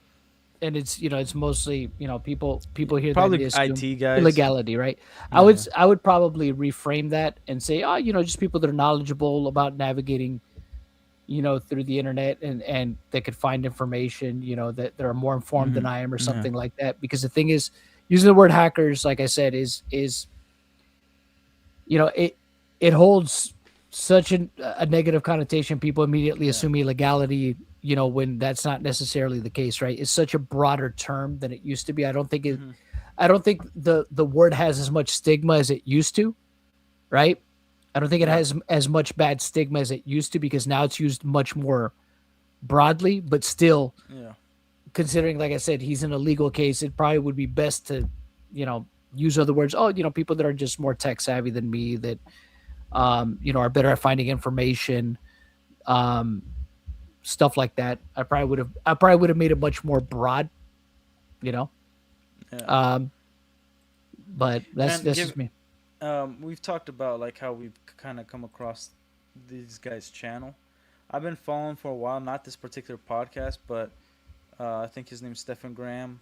The financial guy. Yeah, super boring content, but a lot of good info. Yeah. I think a lot of his content is because he actually found ways to navigate through the system in terms of investing and what you could do. Because anybody who looks into like investing in stocks or shorting a stock or going into financing a car using stocks, real estate, whatever, you look for loopholes all the time on how you could utilize your money. Yeah. Right.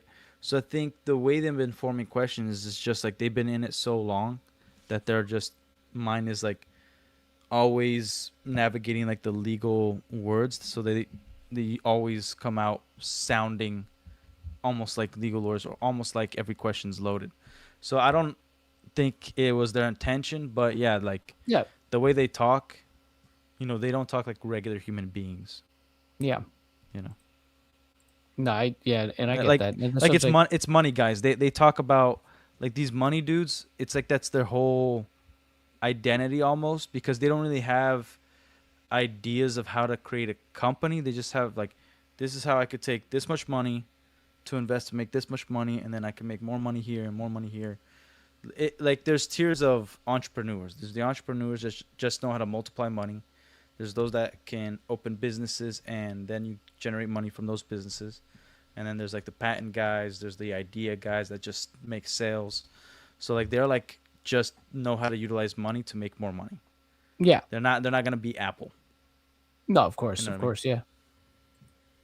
They know numbers. Yeah. But there's a ceiling for them. So. Very small group, and I wouldn't say we're like skilled. They're all kind of like people like me that are just like really like passionate, with like little skills, but like very because I think passion will beat skill set any day. As long as you're passionate about something, like you put your mind to something, like we'll solve it. And so that's kind of what these people are. They're just people that are like super like, dude, I want to solve this thing, that don't really care about like getting super famous or anything, or don't really care about like anything else except for like I have a problem. I want to go to any means necessary to solve this problem and not take no for an answer. And that's what this group of people is like. And I just put at the end of my video once, I was just like, hey, anyone want to help me investigate things? And I had like a couple of people hit me up, and I just put them in a Discord, and we just started going to town, I guess. What skills do you think are the most important to solving mysteries like this? Oh, just not taking no for an answer. I think you can be as skilled as you Persistence. want, but if you're not passionate about it, you're not gonna. I mean, this is like you'll hear every YouTuber say this. Like I hear Mr. Beast say this all the time. You know, he's like, I don't want necessarily the best editor in the world. I just want someone who like won't take no for an answer and will just grind because that person like the only because that's you know what this part reminded me of. It's like, man, one? we went from like talking about Steve Jobs like this to talking about Mr. Beast like this. Like Mr. Beast ain't Steve Jobs, bro. You know, because like it was like if you look at the history of Steve Jobs, where like you hear jokes about like this guy just told people what to do and didn't know how to do it and didn't know if it could be done, but just wanted it done. And it's like, I'll give you a job, but I'll fire you if you can't get it done. And he just pulls stuff out of his butt. That's like how people explain him. But yeah, I was just like, man, Mr. Beast and all that, like he does crazy stuff, but cool. Yeah. My favorite here, you guys are about to see just real quick. We're gonna pause the Reckless Ben interview for a moment. We'll get right back to it. My favorite Steve Jobs quote right here. You guys are gonna like this. It's like he's the most talented guy who doesn't believe in our vision. Expose yourself to the best. Why can't I hear it? Well, just reload your thing. Expose yourself to the best things that humans have done, and then try to bring those things in to what you're doing. I mean, Picasso had a saying. He said, "Good artists copy, great artists steal." And we have, always been shameless about stealing great ideas. That's him talking about Apple. We've always been shameless about stealing great ideas. Word. Steve Jobs did not give a shit, man. Oh man. How you become good, is just by like, because the more you practice something, the more you try, you're gonna get better naturally just from the hours you put in. But I think that's what separates a good person from a talented person from a not talented person. It's not like, I was just born talented at this. You're like, no, I'm good at this because I was passionate. I tried hard, and because I was so passionate about this, I became the best at it. And that's like literally the only thing stopping people is like either they don't care enough or they just don't want it badly enough. But as long as you like want something badly, like you'll figure out a way to achieve it. Is there something you couldn't solve? I don't know, actually. Maybe probably some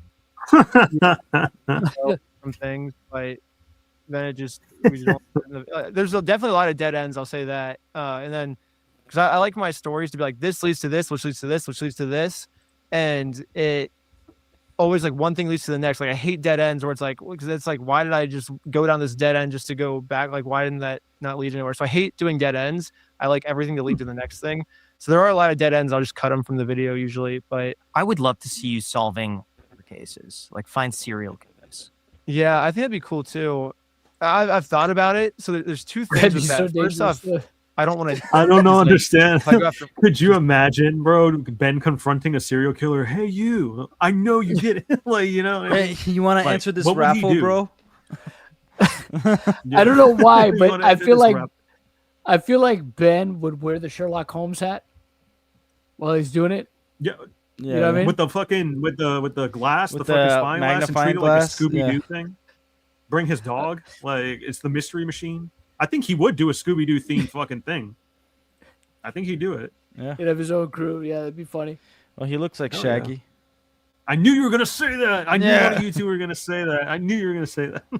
He does. He does have that Shaggy, and he should do for like one of his Halloween videos. He should dress up as like Shaggy. That'd be great. All right, hold on. Let me kill me because they're murders, so they're already killing people. They might kill me, and if I'm dead, I can't do more future investigations. So that's kind of scary. It'd solve crimes that were maybe like 30 years ago, or maybe now. Yeah, that would be the biggest deterrent to him not doing it. Which I won't be able to do it because I'd be dead. That's good to know, Ben. Good. Don't leave that to the police. You should probably leave that one to the police. Well, like Stefan makes a good point. He's like, well, you can maybe solve crimes that like the murderer's already dead or something like the Zodiac killer. Oh yeah. Like after the fact, unsolved, cold cases. Reckless Ben finds the identity of Jack the Ripper. Get the fuck out of here. Could you imagine? Today I'm going to reveal who Jack the Ripper was. Yeah. Yeah. That'd be funny. The Ripper of Senile, West Chapel. and it might not be as like Yeah. and quick. Yeah. And I'm gonna solve the mystery of what happened to Amelia Earhart. the other thing is like I like to have fun with my videos. You know, it's kind of hard to like talk about like someone's like, I guess, and like because if I'm like having fun doing that, then people are gonna be like, oh, why is he taking such? Bro, you know what I just thought of? In today's What'd you think video, of? we found the body of Jimmy Hoffa. Oh wow! You know what would be Oh, cool Jonathan, if you you got something in could the chat. locate the body of Genghis Khan. DB Like his Cooper, word. man. His burial site, like where Genghis Khan was buried. DB But I Cooper, guess it's man. like a sacred thing for Mongolians. So like, yeah, but I don't know. I would just be curious on that one. That'd be awesome. Terrasis Rick, thank you so much for the fire. Appreciate the support. Can we get Ben a Scooby-Doo van? We always start a GoFundMe. John Batty was the That would actually yeah. be sick.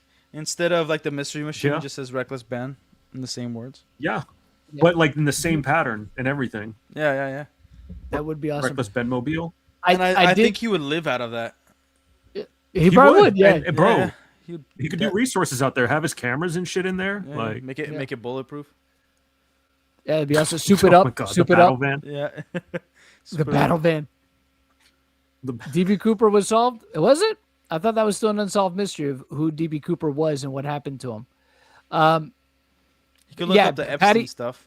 Yeah, Patty the Batty. Yeah, he it's funny because I saw somebody had tweeted out like people think that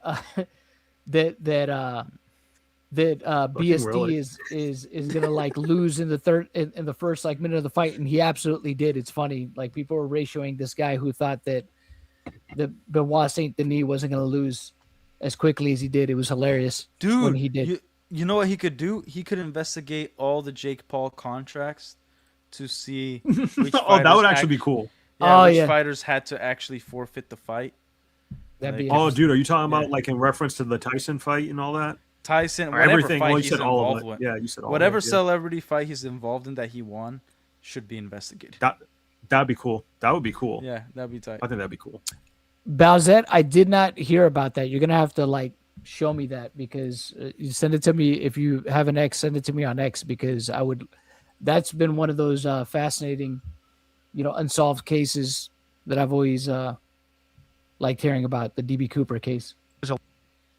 Lighthearted approach get to that, yeah. a murder. Like, why isn't Ben being serious? And then it kind of because I do this not because of like views or money or anything. Like, I've never made money my entire life or like my whole career. I've never made anything. Like, I used to be an engineer. I was making way more in college as an engineer than I am as a YouTuber right now.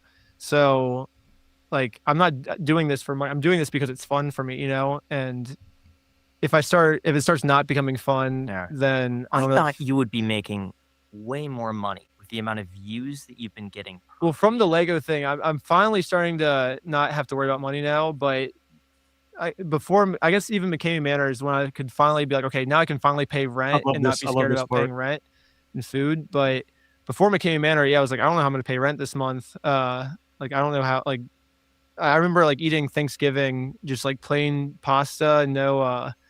Like, I couldn't even afford pesto sauce. I was just eating. It was so sad, and I was like, dang, like one day I'll be able to afford pesto sauce. Was my thinking. Ben. He's so Poor Ben. poor guy. Couldn't even get the pesto. What sauce. were you doing though, just like month to month? Yeah. To pay Oh, here, let me bills? pause it. I would just take like random gigs and stuff. All right, go ahead. What are you gonna say? I got It's nothing funny to the way say. he said it. He was like, it was just so sad. He was like, it was just so sad. I couldn't get the pesto sauce. Like, I love it. I love it. Like, I was a cameraman for some of my friends. They would pay me to like hold the camera for them, like filming their videos and stuff, and just like stupid jobs. I don't know. Like what kind of job? Like handyman jobs? So I would hold the camera a lot. That was kind of a one that was just like, I'll just do that for like 2 hours and make like $100, And if you do that 10 times, that's like rent. And then I was making some money from AdSense, but it was just so unpredictable because like randomly, like I'll just get demonetized or my video will get taken down for no reason. That's been like my whole YouTube career. I don't know. I did a TV show called The Go Big. Told you guys. I knew it. Remember when I said that? I was just like, it's because his videos were he probably either never talked to his rep, or when he would put it, because after a while, like I said, even when you do manual reviews, they start getting rejected after a while.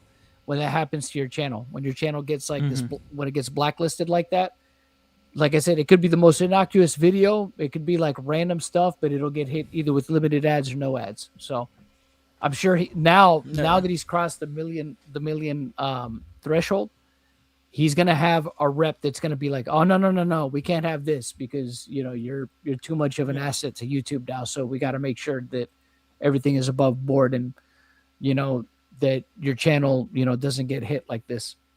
So show that paid kind of well, I guess. I think I made $5,000 from that, so that lasted me like 5 months. Because I split a room with my friends, so we only had to pay $500 a month for rent. So it was $1,000 room that we it was a teeny tiny room, and me and my friend both lived in there. Jeez. So we split rent.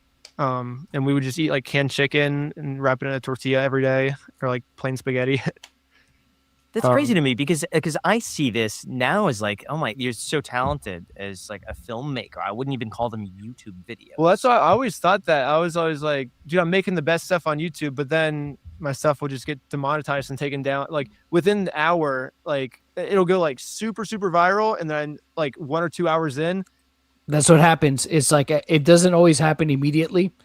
Sometimes your video uploads and it's actually doing really well. Then it drops off because it gets limited ads or no ads. Then it just that completely destroys the momentum of your video, because while you're waiting for review, whether it gets rejected or not, let's say they go ahead and review your video and realize, oh crap, we made a mistake. Well, once your video is okay, it doesn't matter, because that initial trajectory that it was on, it gets completely halted. So it doesn't even do a reset on your video or anything like that. It halts completely, and it just your viewership on that video, any momentum that it has completely drops off a cliff. So then it just caps out wherever it caps out, and that's it. It might get a few more views, maybe a few more 100 views, but then it just peters out completely, because it's not going to be in the algorithm at that point.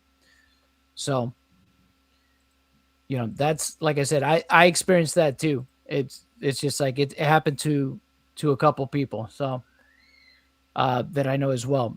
But it's not as bad as it used to be now. But initially, when they changed their system, yeah, it was pretty bad. It was happening to channels that were sharing the most tepid content you could possibly imagine. It just gets flagged and restricted and quit, because you've been making videos now for 10 years. How did you not 6 years in be like, dude, it's camp friend? I mean, I don't need money to be happy. I don't need anything to be happy except for having friends and going on fun adventures, and just that's what I want. When I'm 90 years old, I'm not going to be oh, I'm happy because I made a lot of money. I'm going to be thinking I'm happy because I went on cool adventures with my friends. That's cool. Tyrannosaurus Rick, thank you so much for the 10. I'm unseating Zach from first place. LOL. He's coming for the Stream Daddy crown again.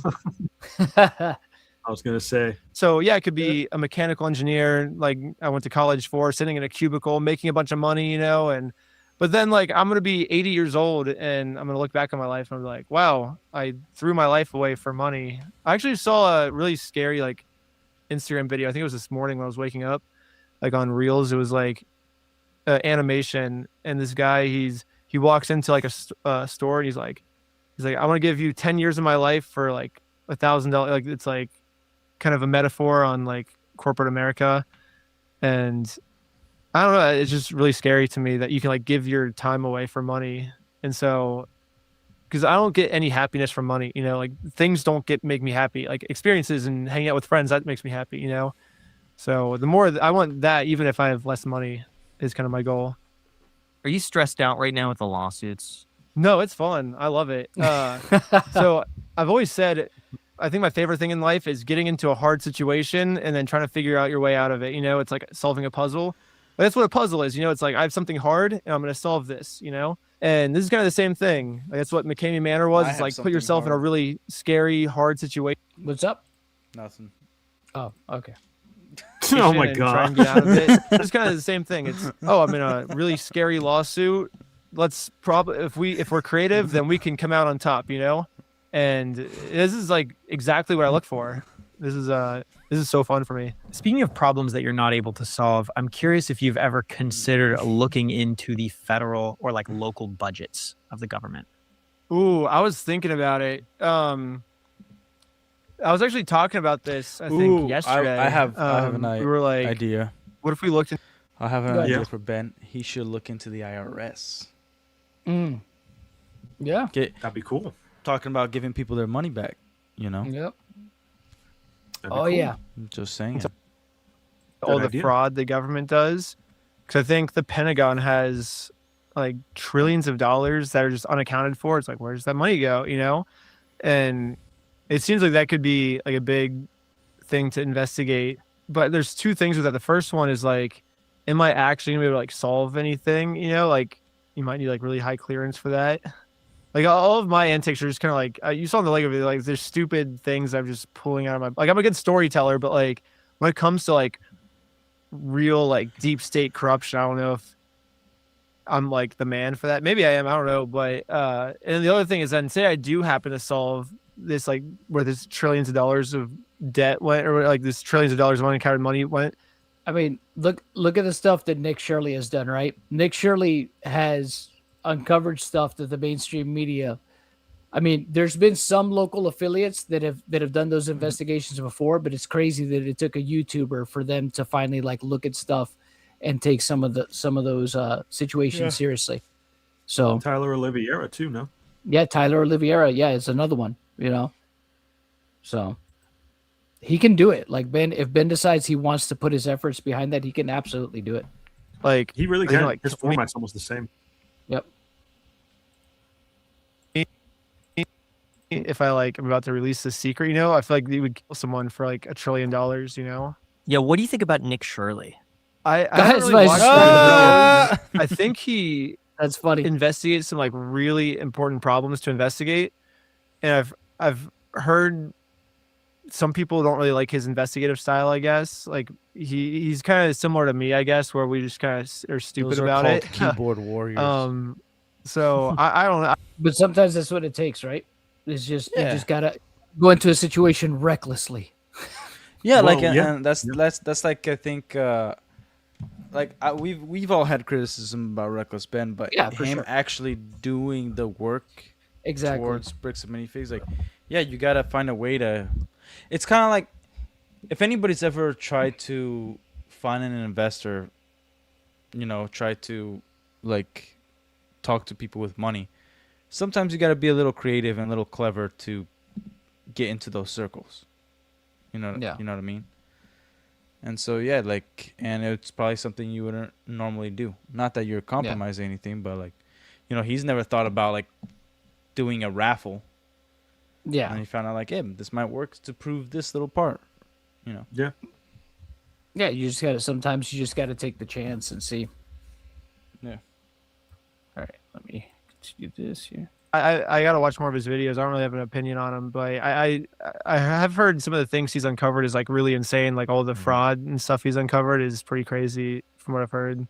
Yeah, maybe you could start with something like local government funds misappropriation or something instead of going straight for the Pentagon, because I also think that realistically that's going to be impossible. Yeah, I think Zach on a local level, I would say that. Thank you so much, Zach, with the 5. Who all agrees with me here? John equals Jim Jesus Caviezel. I don't know about that.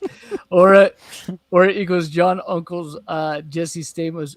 So I guess from Full House. You're Uncle bro. Jesse. We take those. Relic equals Henry Cavill, Clark Kent. You all really are a great team. Thanks. I appreciate that. Thank man. you, Zach. Appreciate that. We do our best. I think the government is really inefficient and they're really like wasteful. So I think we need people like us to hold them accountable, I think, you know, and to like shine light on it or else. Because I think the thing with like they say with businesses, right? Like you have like Apple and Microsoft competing to be the best, right? And so because there's that competition, they're both going to do the best they can to because if they're not trying their absolute hardest to make the best products, then their competition is going to make the best product and people are going to buy from them instead. So competition forces you to make a better product and to like do things ethically. And then with the government, there's no competition. So like, oh, I can just do all this fraud and stuff and no one's gonna keep me accountable, because I'm the government. They have to like keep paying their taxes. Dude, like Reckless there's Ben no might start his competition own with government. Who's gonna get mad at the Pentagon for failing? Like they've never won an audit. Yeah, they've only ever failed, but it doesn't matter. No one's I gonna think it's hold more it. relatable to show these stories like you're highlighting with Like that Lego, pod shit there. that it is a Like, screw normal the government. He's like, screw him. person he's like, dealing screw with a company with a lot of money and legal resources behind them. I'm down to do whatever. Like the 12 videos I'm working on, they're all kind of the same. Where it's like, oh, I'm just some dude solving these crazy crimes, but all the crimes are different. Like they're all very, very different things. Like ranging from like some of them are silly, some of them are very serious. But all of them have a good story, and all of them are like from the perspective of like a guy with just like no resources, which is how they're all connected. How many times have you been arrested? Now, really quick, I just want to say that when Jack and I first started the podcast, we had to figure out. Gotta get past the questions, bro. Part. How many times have you been arrested? How many times have you been arrested? Twice. And they were 2 days in a row for the Lego video. What was that like getting arrested? It was pretty fun. I like new experiences, so it was a new experience. Oh man! Because normally I feel like I'm on the other side where I'm like right there, like a teardrop. Benjamin came out of prison or out of jail with the fucking teardrop. You know what I mean? Like I've been through it, guys. Like Dominic Mysterio, who only spent like 2 hours in jail or something, and then it changed me. Then he was 2 hours. What could have happened? He was in for 2 hours, and he was just like, I've been on the inside. Yeah. Oh, like I'm getting you in trouble, So now I get to kind of like see what it's like for a criminal to go through it. How was it fun? Like, did you actually go in the cell and everything? Yeah, like, that sucked. Yeah, that was boring. Yeah, I was in there. It got boring after like the second or third hour where I'm just sitting there without a phone. I'm just like what do I do? Like it's like the middle of the day. I tried to sleep, but I was like, I'm not tired. So it was like just kind of boring. I was just like wasting time. Like I could be filming. I have so many cool ideas I want to do, and I'm just sitting here not able to do them. So that was frustrating. But like getting like my bug shot, that was pretty fun. Talking to the police officers, that was pretty fun. And when you're in a cell, are you in there by yourself or with other people? I was by myself. If I was with other people, it probably would have been fun. But yeah, just being by myself, it was kind of like in solitary confinement pretty much. Man. It was just really boring. Did you worry about going to jail for a long time? Because there was that incident where they were trying to get out of the bail. I actually didn't find out about that until after I got released, so I wasn't really scared. And then afterwards, I found out, I'm like, wait, they're trying to take away my bail. What the heck? And so I didn't know that when I was in there, so I wasn't really scared. I was kind of just like chilling. I was like, oh, I'll get out. I made a GoFundMe, like I can get out on this. This will be. I didn't think they would just hold me for like a month, but then later after I get released, I look at the paperwork and I'm like, oh, they were trying to hold me until my court date. That's insane. We had a very like limited conversation. We took like a small 15-20 minute. Yeah. Because Graham wanted to bid on some items on Heritage Auctions, more like Jack Skellington or whatever, like art, original art. I don't even know. But Skellington. During that, like we had like a very brief conversation about not caring about money. Because I asked you, would you want some of this original art they used in the show or movie? And you said no. Material possessions mean nothing. Yeah. I want to dive deeper into that. I pretty much own nothing. I just have my computer and my hard drives. It's pretty much all I own. And maybe like some like cords. I guess like some GoPros and stuff. I actually just bought a drone because I think that could be a really cool shot. But that's pretty much all my like belongings that I own. I don't really buy things. Yeah, I would just basically just put all my money into videos and stuff. I mean, I used to be different where I was like a mechanical engineer and in a cubicle, and then I ended up breaking my neck and almost like clogged my artery and stuff. Oh my and God. so there was like a week period where the doctors were like, oh, you could just like, and like you could just like be good. So this part of the podcast is like you start understanding more of like Ben's mentality. Yeah. Because he had a near death experience and like everybody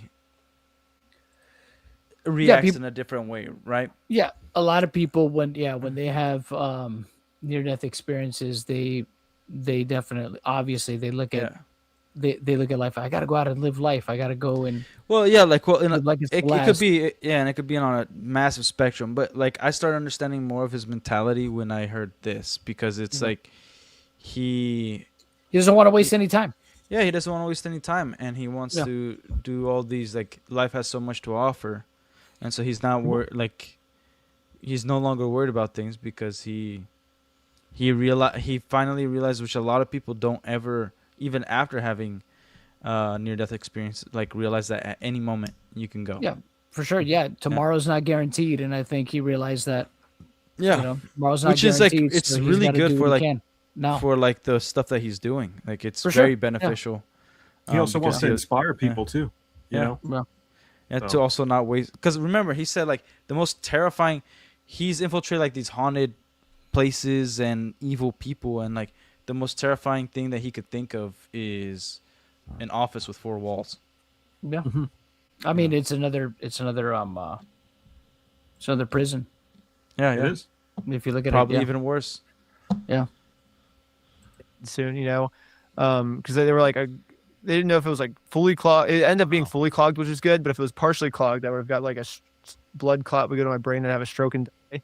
So it was like kind of scary, and I just kind of started thinking, I was like, wow, like if I died right now, I would have worked my entire life to like get money, you know, like to like go to right. do a job I don't 100% like right. study like a subject that I'm not really like, super passionate about, just so I can have a job I don't like. So eventually I can get the reward of money at the end, you know? I was like, if I just died now, like I just wasted my whole life for like nothing. So I like instantly just like dropped out of college. I was like, I'm going to live a life where when I die, I'm going to look back and be like, my one chance at life, I lived it correctly, you know, where I'm just going to do things that actually bring me happiness, like friends and experiences, rather than just like getting money for things. And so, but yeah, dropping out of college, I just had a bunch of college debt because I was in college for like 3.5 years. I think it was like right before graduating is when I dropped out. And so I just have all this debt and no money to my name. And yeah, I was like, oh, I'm just going to travel around. So I just started traveling for like 2 years and just going to like different parts of like the world and meeting people. It was really fun, and I had like nothing. I was just traveling for like 2 years, and then that's so funny. You know, it reminds me of Pulp Fiction. Remember when Samuel Jackson's character is talking to John Travolta? He's like, I want to be. He's like, I want to travel the world like Kane from Kung Fu. He's like, and John Travolta's like, you want to be a bum? And he's like, no. He's like, no, I just want to travel the world, you know. And he's like, there's a word for that, Jules. It's a fucking bum. I'm not saying Ben's a bum. I'm just saying that what he said just reminds me of that scene. It reminded you of the scene. I know. It reminded me of that scene. It's hilarious. No, I like that way of thinking. I like that way of thinking. Being a bum? Yeah, I'd rather be a bum than be some corporate, like, never mind. I can't say it here. Corporate monkey? Like, corporate cocksucker. Oh, word. It finally landed in California. I just lived at the beach for like 6 months, and just like. What do you mean lived at the beach?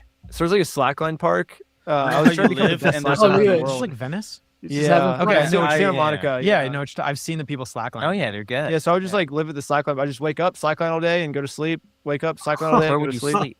Just in like a sleeping bag on the beach. So I didn't have money for like a house or anything. You know, I didn't have any money. Good. I hate questions like that. What do you mean living on the beach? Because I would have answered like, on the beach. You know how there's a beach and then you live, live on the beach. Like I was going to say there. it's self-explanatory, really. What do you mean living on it? Like, you hunt elephants in the savannah and then you find a beach and sleep. No, you live there, fool. Like I don't know how much more I could tell you.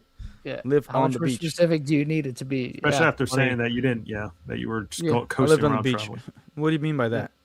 Bro, what do you think I meant by that? I was just living there. Yeah, I was What do you literally think are there. the legal ramifications of living on that beach? Like, what the fuck, bro? Calm down. How did you afford like food? So I created my own brand of slacklines, and so I just had to sell like one slackline a day, and that would make me food. And so I would just like have like all the people there like knew I was like selling slacklines. It was like a really touristy area, so sometimes I would sell like 2 or 3 in a day, and then that's like food for like 2 or 3 How much days. would you sell a slackline for? Like $100, but then I would have to pay for like the materials and stuff. So I'd probably make like $50 profit per slackline I sold. And you just lived like this for 6 months. Yeah. Dude, most bricks and did you minifigs enjoy don't it? have 50%. Yeah, it was fun. It was awesome. I got to like meet really cool people. We went on like cool adventures and stuff. And What did you say? Most bricks and minifigs. Most bricks and minifigs don't have 50% profit. That's right. That was a good one. We did. Most don't. it was awesome. Yeah. And traveling the world, what was your favorite place you went to? Mexico was pretty fun. We did some cool stuff. I lived in Mexico for like a month, and there's just like no rules in Mexico. You can just do like whatever you want. Like we set up a slackline over a nightclub at one point, and we started doing like backflips over the people. I remember thinking, I was like, you don't need like a waiver or anything. You're like, is there insurance? They're like, no, you can just do it. Like the club owner's like, yeah, you can just do it. Okay. He's like, I trust you. I'm like, dude, we would never be doing this in America. This is insane. Yeah, there'd be so much liability. So what does that teach you then about life? And what do you think most people get wrong about like taking a traditional path? I don't know. I was definitely way happier doing that than as like a mechanical engineer, you know? So I don't know. I think a lot of people, like myself included, there's taught as a kid, you know, like this is your life purpose. Like you're going to get a job, make money, provide for your family and stuff. And I don't know. I think a lot of people end up like just wasting their lives because of that, which sucks because like you only have one chance. You're like, why waste it? Yep, I would agree. I would agree with them there. 100%. But we're at our time. We're out of time, so we got to kind of wrap this up. Unfortunately, we'll be back tomorrow though, probably around the same time. But we'll leave it at this part right here. Sweet. But I appreciate you guys joining us in the chat. Thank you so very much. Tyrannosaurus Rick, you are the stream daddy yet again. We appreciate you. Oh, stream daddy. Thank you all for hanging out with us. It's a long night. No, it's fine. Yeah. Go ahead. You're fine. But we'll be back tomorrow. But we will be here for you. We appreciate y'all joining us tonight. We'll go over the rest of this interview, and maybe we'll get started on depending on how quickly we get through this one, we'll go over the next one as well and give some thoughts on that, because apparently there's some spicy stuff in this one more towards the end that we've heard. So we'll be sure to comment about that. But appreciate you guys joining us this fine Monday evening. Hope you guys will have a good one. And be sure, if you're not subscribed, if it's your first time here, hope you guys will subscribe and hit the notification. And please make sure to like the stream. That helps us out a ton. So we'll catch you guys on the next one. Relic, thank you again for joining us. Thanks for having me. Relic's our boy here. You know, he's always going to throw. Oh, one last one for Rick. Thank you so much. Oh, hitting it and quitting it. Appreciate you, buddy. Just a smack on the booty and leave your support. But yeah, we'll go over some more on the next stream. But appreciate you guys joining us tonight. You guys have a fantastic night. And now Zed, if you can, reach out to me and send me that DB Cooper stuff, because I want to know. I want to know about those interviews. He's gonna send you dick pics, bro. No.